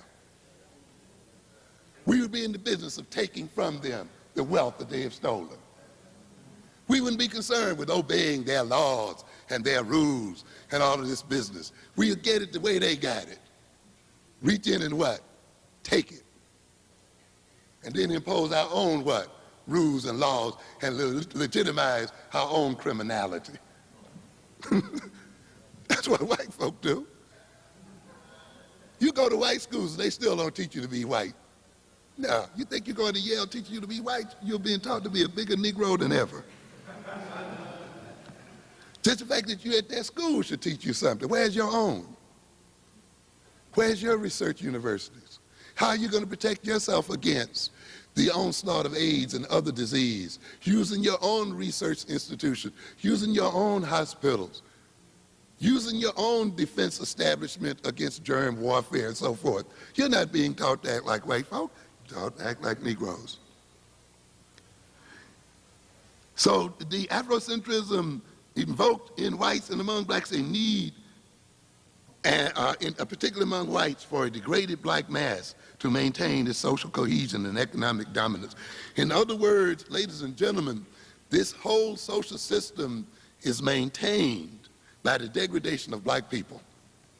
That is why Afrocentrism and African identity is so frightening to the system. This is why a communal identity is so frightening to the system. I've indicated to you earlier that it is this privatized consumer approach to the world that maintains it. When people start then spending their money responsibly in terms of themselves and in terms of their self-development and not just throwing it over to other people. When people start behaving in terms of their communal development and power. When another community has depended upon our being divided and dependent upon our acting as individuals unconnected, one to the other, then our coming together and creating a community and creating a single consciousness represents the end of that destruction and the end of that power. So at the point when we begin to develop this, we suddenly get an identity crisis.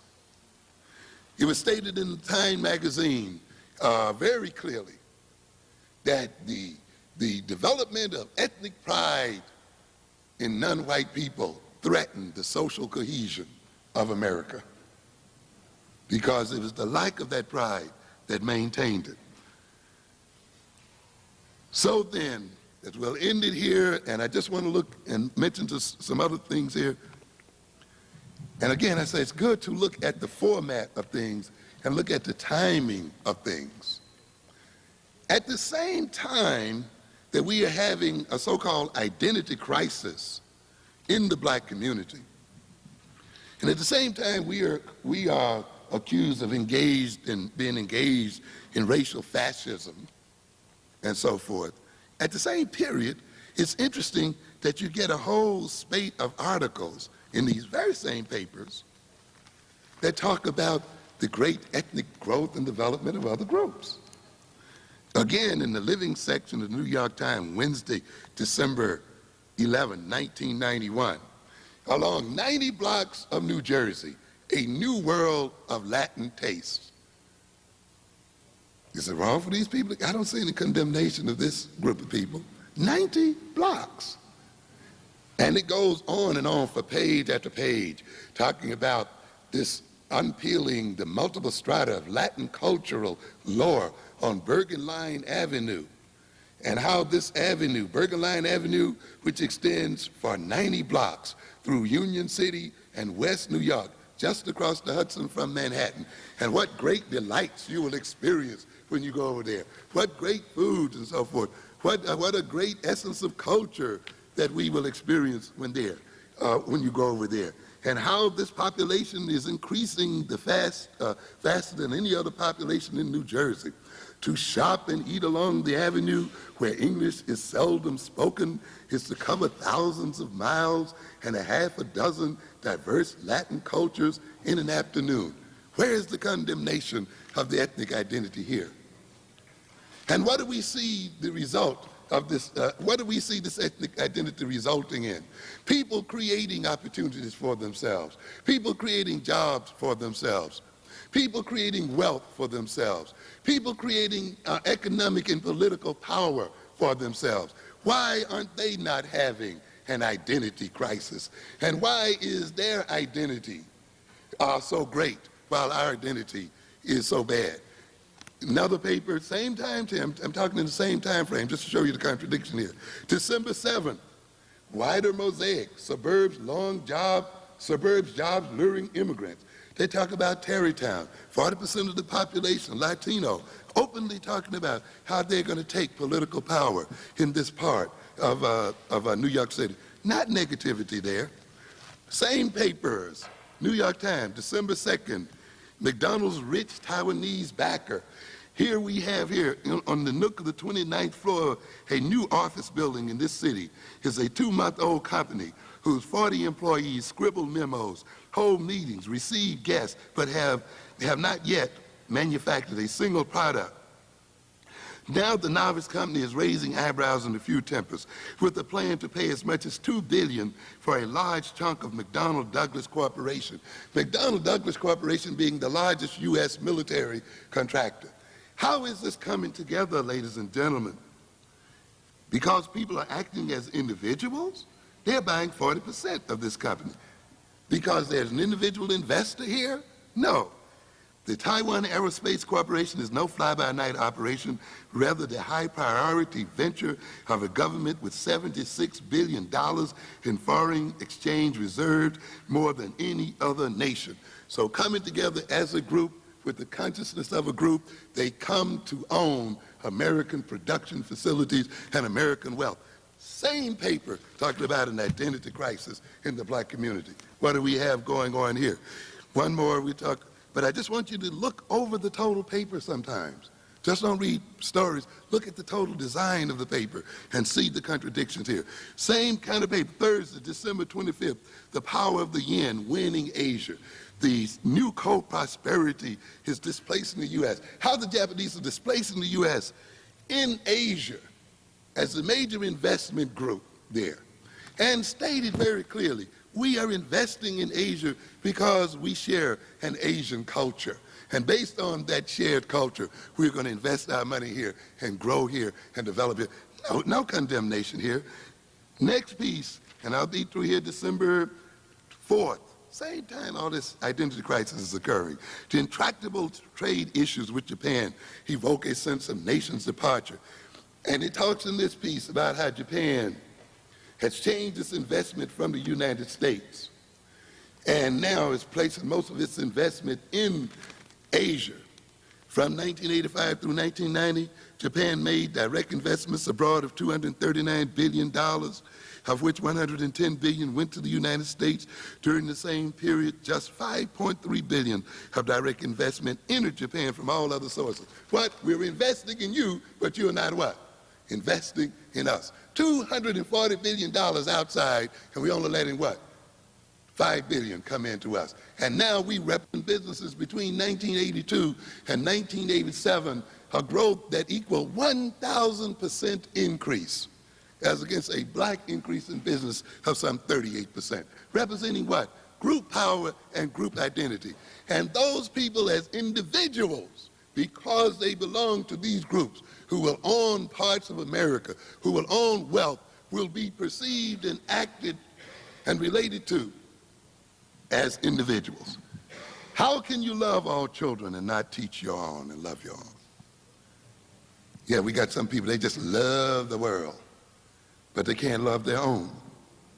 How can you love all colors when you cannot love your own, when you choose not to see your own color?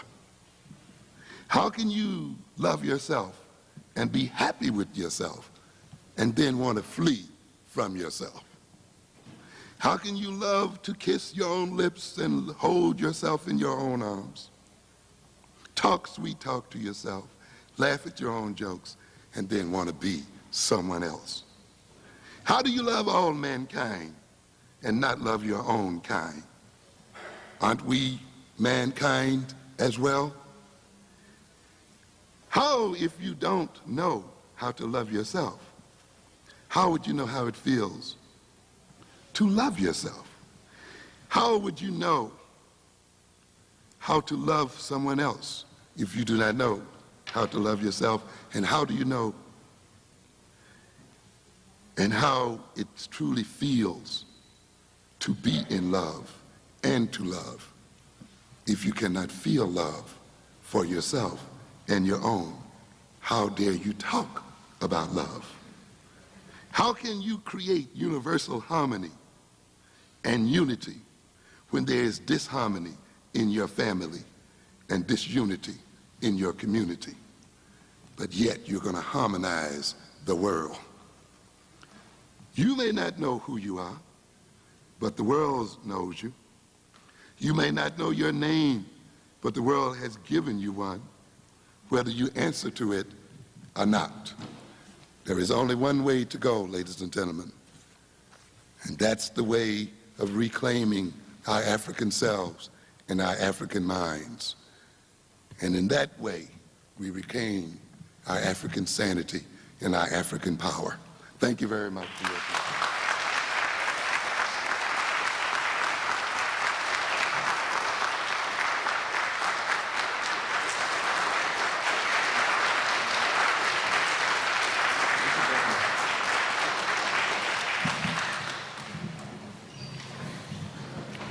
Brothers and sisters, I had an experience a month or so ago that helped me to even more appreciate what it is that we had today. I went to a conference called the Black Males Conference, and Dr. Poussant, and I name his name just because I've seen him do this a couple of times, was asked to come and present. And he came and literally he presented nothing. I mean, he presented absolutely nothing. And people had paid their money to do this. Here we are, most of us came in for free because we're SMOTAP members, and Brother Amos Wilson came. Not only was the information that he has superior to that nonsense that Poussant has learned at Harvard, but the brother took the time to prepare it, to organize it, to think about it, to think of it in real depth, and he had so much that he wanted to give us until like he was just trying to cram it in the end. I mean, we were blessed today, and let's give another round of applause.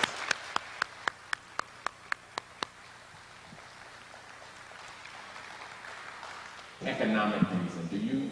Do you have any thoughts on that economic reasons for why those whole categories came about? As a matter of fact, the designation of races and classes and groups, to me, is very much connected to economic power and the maintenance of economic power and economic advantage, because they generally too tend to be correlated with economic standing. That is, group names, group designations, and attitudes are related to group standing and power in the world. And to a great extent, these designations are not only designations in terms of colorations, but designations in terms of privilege and advantage relative to, of course, the top of that pyramid. They serve often in protecting their own privilege, that is, those secondary groups, to maintain, of course, the power and the strength of the primary group. And in the end, of course, they define themselves economically and in every other way almost in terms of that primary group. So you can see the primary group organizing its definition of them and reorganizing its definition of them in terms of its own economic motives. This is also true in terms of specific personality characteristics as well, which I emphasize even to a greater extent. That if you would look into the modal character, the so-called average character of our people, and many of the things that we complain about in terms of the way we behave or act in the world, you will recognize that they have economic outcomes and purposes. If we talk about, for instance, the lack of so-called self-confidence, have indicated how the lack of self-confidence in our people reduces entrepreneurial spirit in our folk. And therefore, the breeding of a lack of self-confidence becomes a way of knocking us out of economic competition with other people, while at the same time trying to state that we are free to compete. Or the degrading of black physiognomy, making us feel unattractive, motivates us actually to buy white cosmetics from white companies.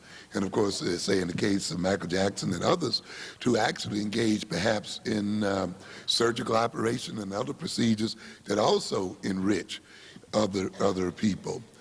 The idea of defining oneself purely in terms of consumption, as I stated here earlier, not relating to consumption, not relating one's consumption to race, also implies maintaining the race that owns the means of production and owns the resources in power and so forth. So you will see these definitions, whether they are of race, whether they are of characteristics, whether they are stereotypical labels, ultimately devolving back to some type of political, economic, or other kind of advantage for other people. And in that context, one of the ways of reading these papers and one of the ways of reading the behavior of oppressors, the labeling behavior, as I was saying today, the publishing of articles that talk about us, is to ask the question, in what way is this talking about us? Or in what way is this writing about us ultimately designed to maintain their group advantage? What kind of mentality are they trying to maintain or create as a way of maintaining themselves? Because ultimately, the thing that runs through all of these labeling processes, this designation processes, ultimately the thing that runs through them all is an attempt for the group that's doing the naming and making the designations to maintain its power over the consciousness and ultimately over the behavior of those named. Any other questions for Brother Amos?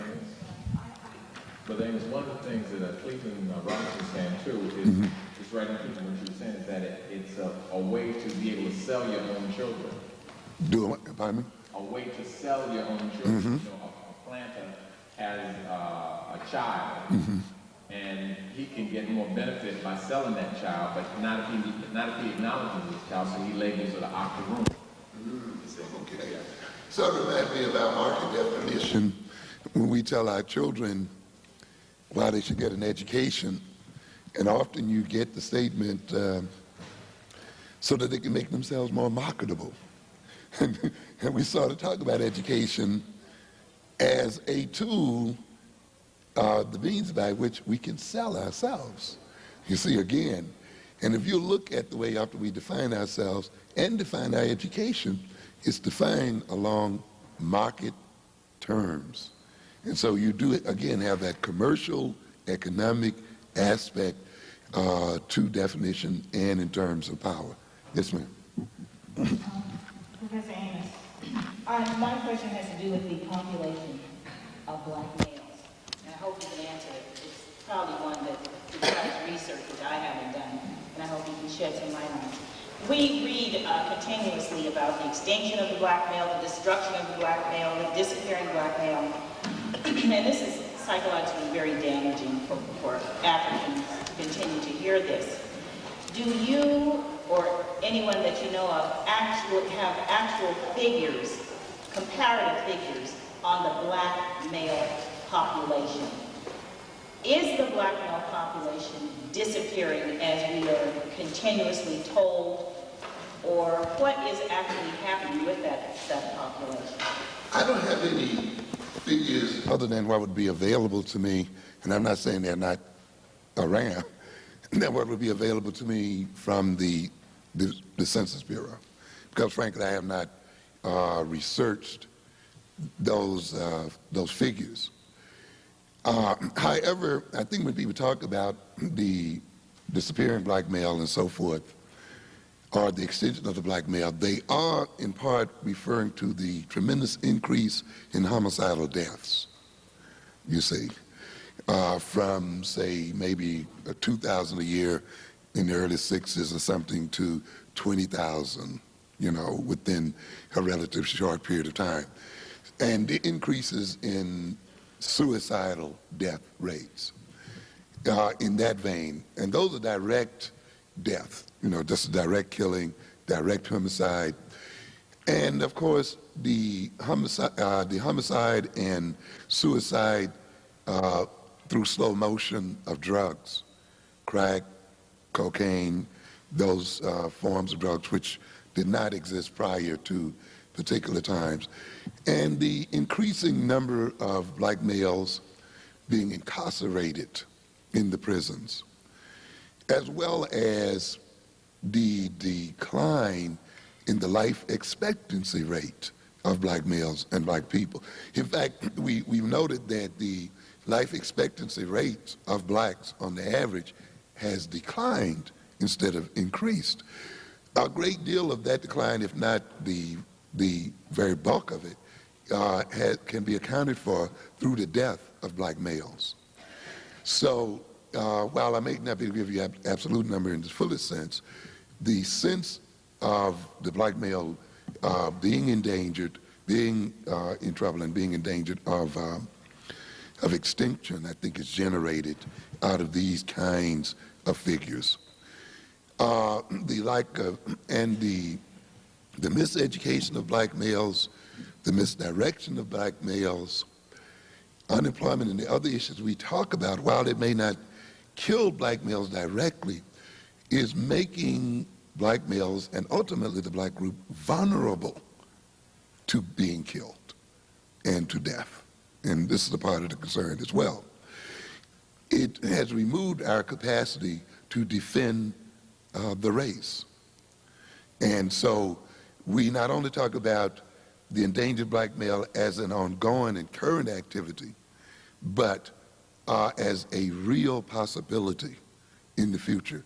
Because looking at the history of whites, we know that these people tend to exterminate those people that they find economically useless. And of course, the Indian is the greatest illustration of that to begin with. And as we talk about black males being left out of the job market and created by whites and not contributing to the white job market and not being seen as being of any use to whites, we can pretty much bet that following up on that evaluation, there will be a genocidal move against black people. So it's with these things in mind that we should talk about them, even though it does depress some people and it may in some instances be misinterpreted. It's very important, though, that we not fudge over what is going on and what could possibly happen. Yes, sir. Okay, as we talk about the society, the job that we work in as it relates to the society is also to our oppression. Now, for us that work in these jobs, what kind of position should we take as African people to move towards liberation? Being that just by working with, contributing towards our own oppression, what can you suggest that we take? What kind of stance do we take? I'm well aware, of course, when I talk about, maintaining the system of oppression and the dilemma that that represents for us. And of course, survival requires, at this point, that we work for our oppressors. And of course, so when I talk about this, I'm talking more in a futuristic sense. But I'm also talking about us beginning to shape a consciousness and shape a set of social relations, a set of relationships with others and building organizations and institutions that will transform this situation. And the answer is not too complicated because it really happens throughout history. When we look at history, we see a history of where people organize themselves to take back, to protect their wealth, and to get wealth from other people, even though that's a hard reality a lot for many of us to operate on. When I see blacks on jobs, and ourselves on jobs, and I'm a part of that force, to me, it becomes a matter of getting to know that job, getting to know that company, getting ourselves in a relationship where we can export the intelligence of that job and about that job, get ourselves in a position to take over that company if possible, to create rival companies and competitive companies as a group. Even though some people have problems with this, organizing our communities to invest so deeply in those companies that we literally buy them or buy such a portion of them and intertwine our investment in them in such a way until they cannot remove us without destroying themselves in the process. This example I mentioned about the Taiwanese, here in a sense, these people are they're literally buying American technology through their investing in American companies, using the American investment system as a means of giving themselves access to knowledge and information provided by that system. both to increase their wealth, their knowledge, and their technology, because ultimately that Taiwanese company is going to transfer that information and knowledge back to Taiwan and develop an aerospace industry to compete with the United States. Now, we have African countries in the Caribbean, Central South America. We have African countries, of course, on the continent. To a good extent, I've stated to people that I think the Africans in America are the cog in the wheel of African technological development, because we are in these companies. We are parts of these companies. We are familiar with these systems. The idea that African countries can start from ground zero and catch up with Asian companies and white companies technologically, I think is one that is very doubtful. However, we have the advantage that if we identify ourselves as Africans, if we can become the conduits and the means by which Africa can invest and buy into these companies, and we buy into these companies, and we build networks of companies on the continent itself related to this, and take advantage of the knowledge and technology that we have available to us on these jobs, then we can jumpstart the African nations and jumpstart Africa into the space age. So we should look at these jobs, since we are forced on them in many instances, in terms of how the knowledge, the techniques, and other things we learn from being on these jobs can be used and transferred back to African people, into African hands, and advance African economic, social, and political development. But it would mean that you got to get together with your workers on that job. And you want to, many white guys, for instance, move on jobs and stay on jobs merely to gain the knowledge and expertise to start their own companies. And in many instances then, we as black folk will have to come in there with that same kind of mentality. Mm-hmm. Yep, yep. Mm-hmm. Yes, yes, ma'am.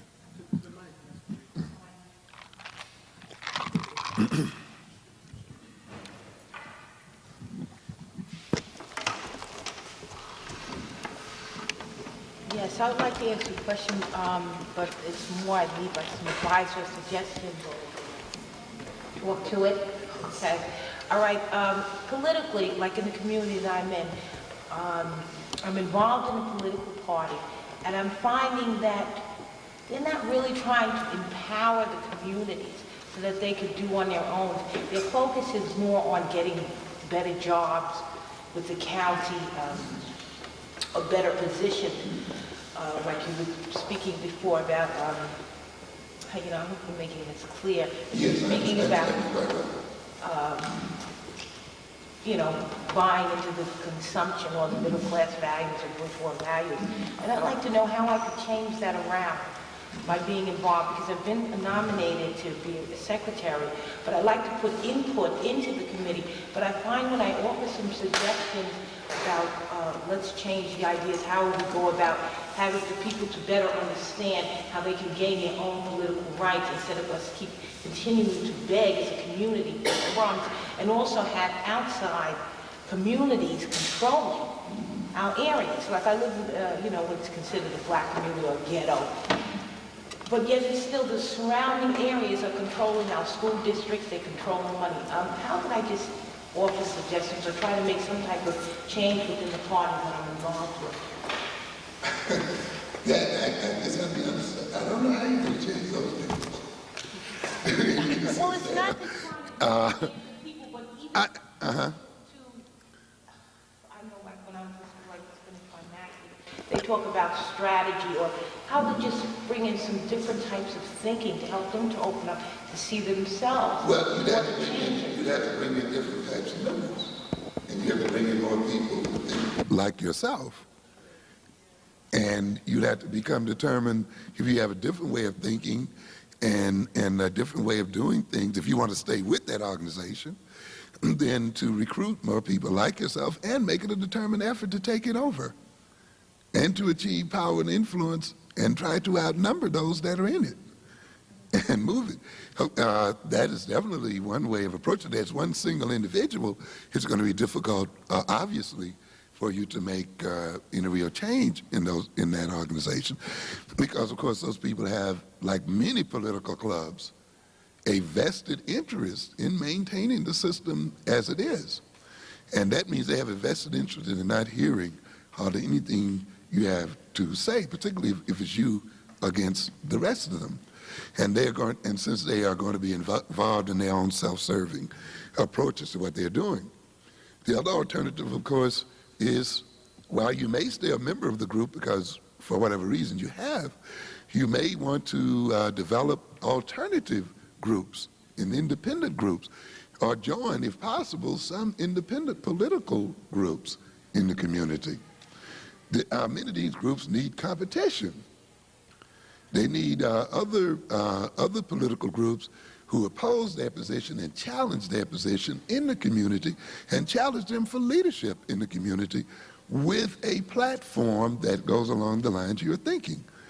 One of the things you see in the David Duke situation and other situations, and I've said often to black nationalists, you run for, or better yet, Buchanan, as he runs against Bush. Now, Buchanan is not saying so much that he thinks he's going to win the presidency, but he figures that he's so far to the right of Bush that for Bush to succeed against him, Bush has to move farther to the right. And just the process of competing against Bush, running for office against Bush, in effect moves Bush toward him. And I've stated that as nationalists and other people, then, we must provide a challenge to those standard organizations in the community, state our position very clearly, and of course, force then certain issues to be publicly discussed because you are making them public, and forcing these people toward yourself. Not that you shouldn't even go for office either, if you want to, as well. I can understand that, but again, I'm speaking in terms of group, because these things are better done in terms of joining some kind of group, because as an individual, it becomes pretty difficult to make the kind of changes you want. The only problem that I'm finding is the people that I'm encountering, they really seem to want to keep the status quo. Of course. They don't want to keep not only Yeah. this group, but other contracts. There are, Changes or empowerment. But you find that it's only there for those. well, Even though they may be speaking to you about Afrocentric or Uh-huh. blackness, but you really see that this is not what it's all about. but I think do we have Brother Mack here? Brother Joe Mack, who operates here in Queens and who's developing an organization here, who ran for governor and at least was petitioning to run for governor in the state of New York. Where's your location, Brother Mack? 190-14 Jamaica Avenue. Very much into politics and the kinds of things in the Afrocentric sense and in the truest sense. It is through connecting people like Brother Mack here that you can run into some people who are truly committed to Afrocentrism and who are knowledgeable of the political system and structure and can give you the kind of support that you're seeking. So I suggest perhaps you might want to speak with him for a minute or two, since he is operating here in the borough itself.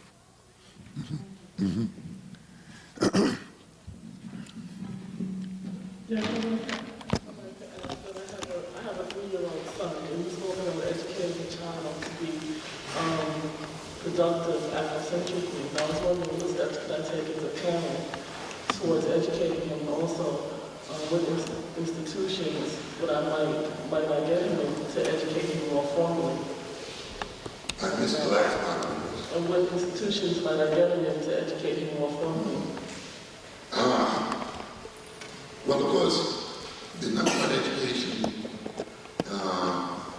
begins with yourself, which I'm sure you're engaged in, and that is Afrocentrically building up the information and knowledge of African culture and of your African self. That's number one.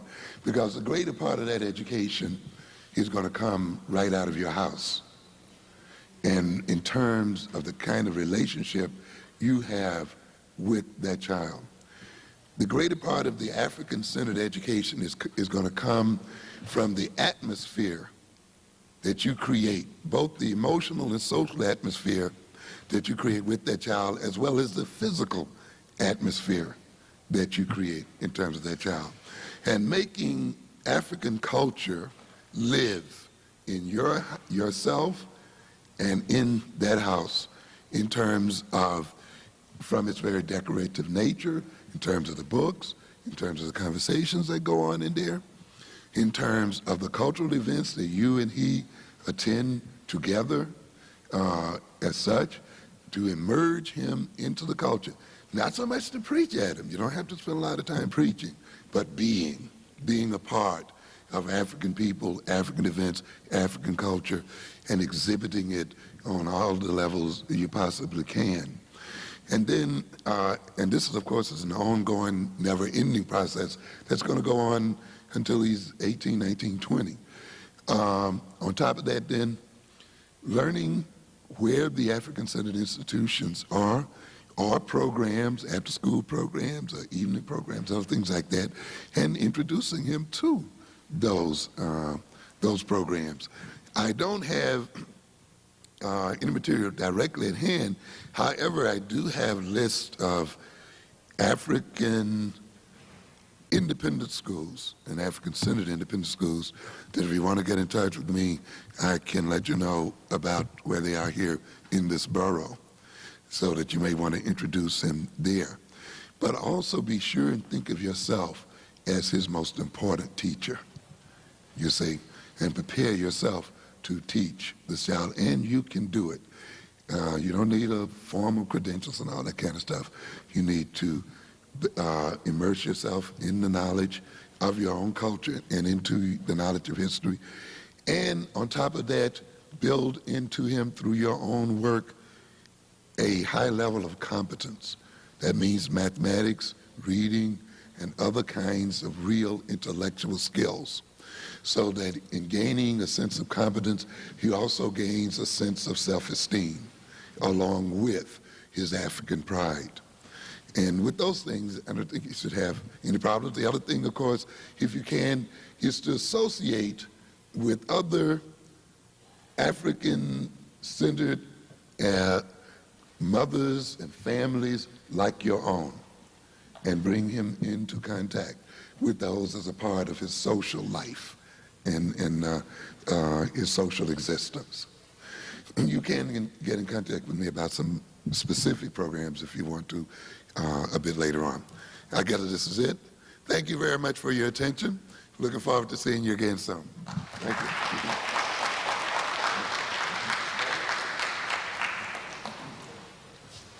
Get home safe, brothers and sisters.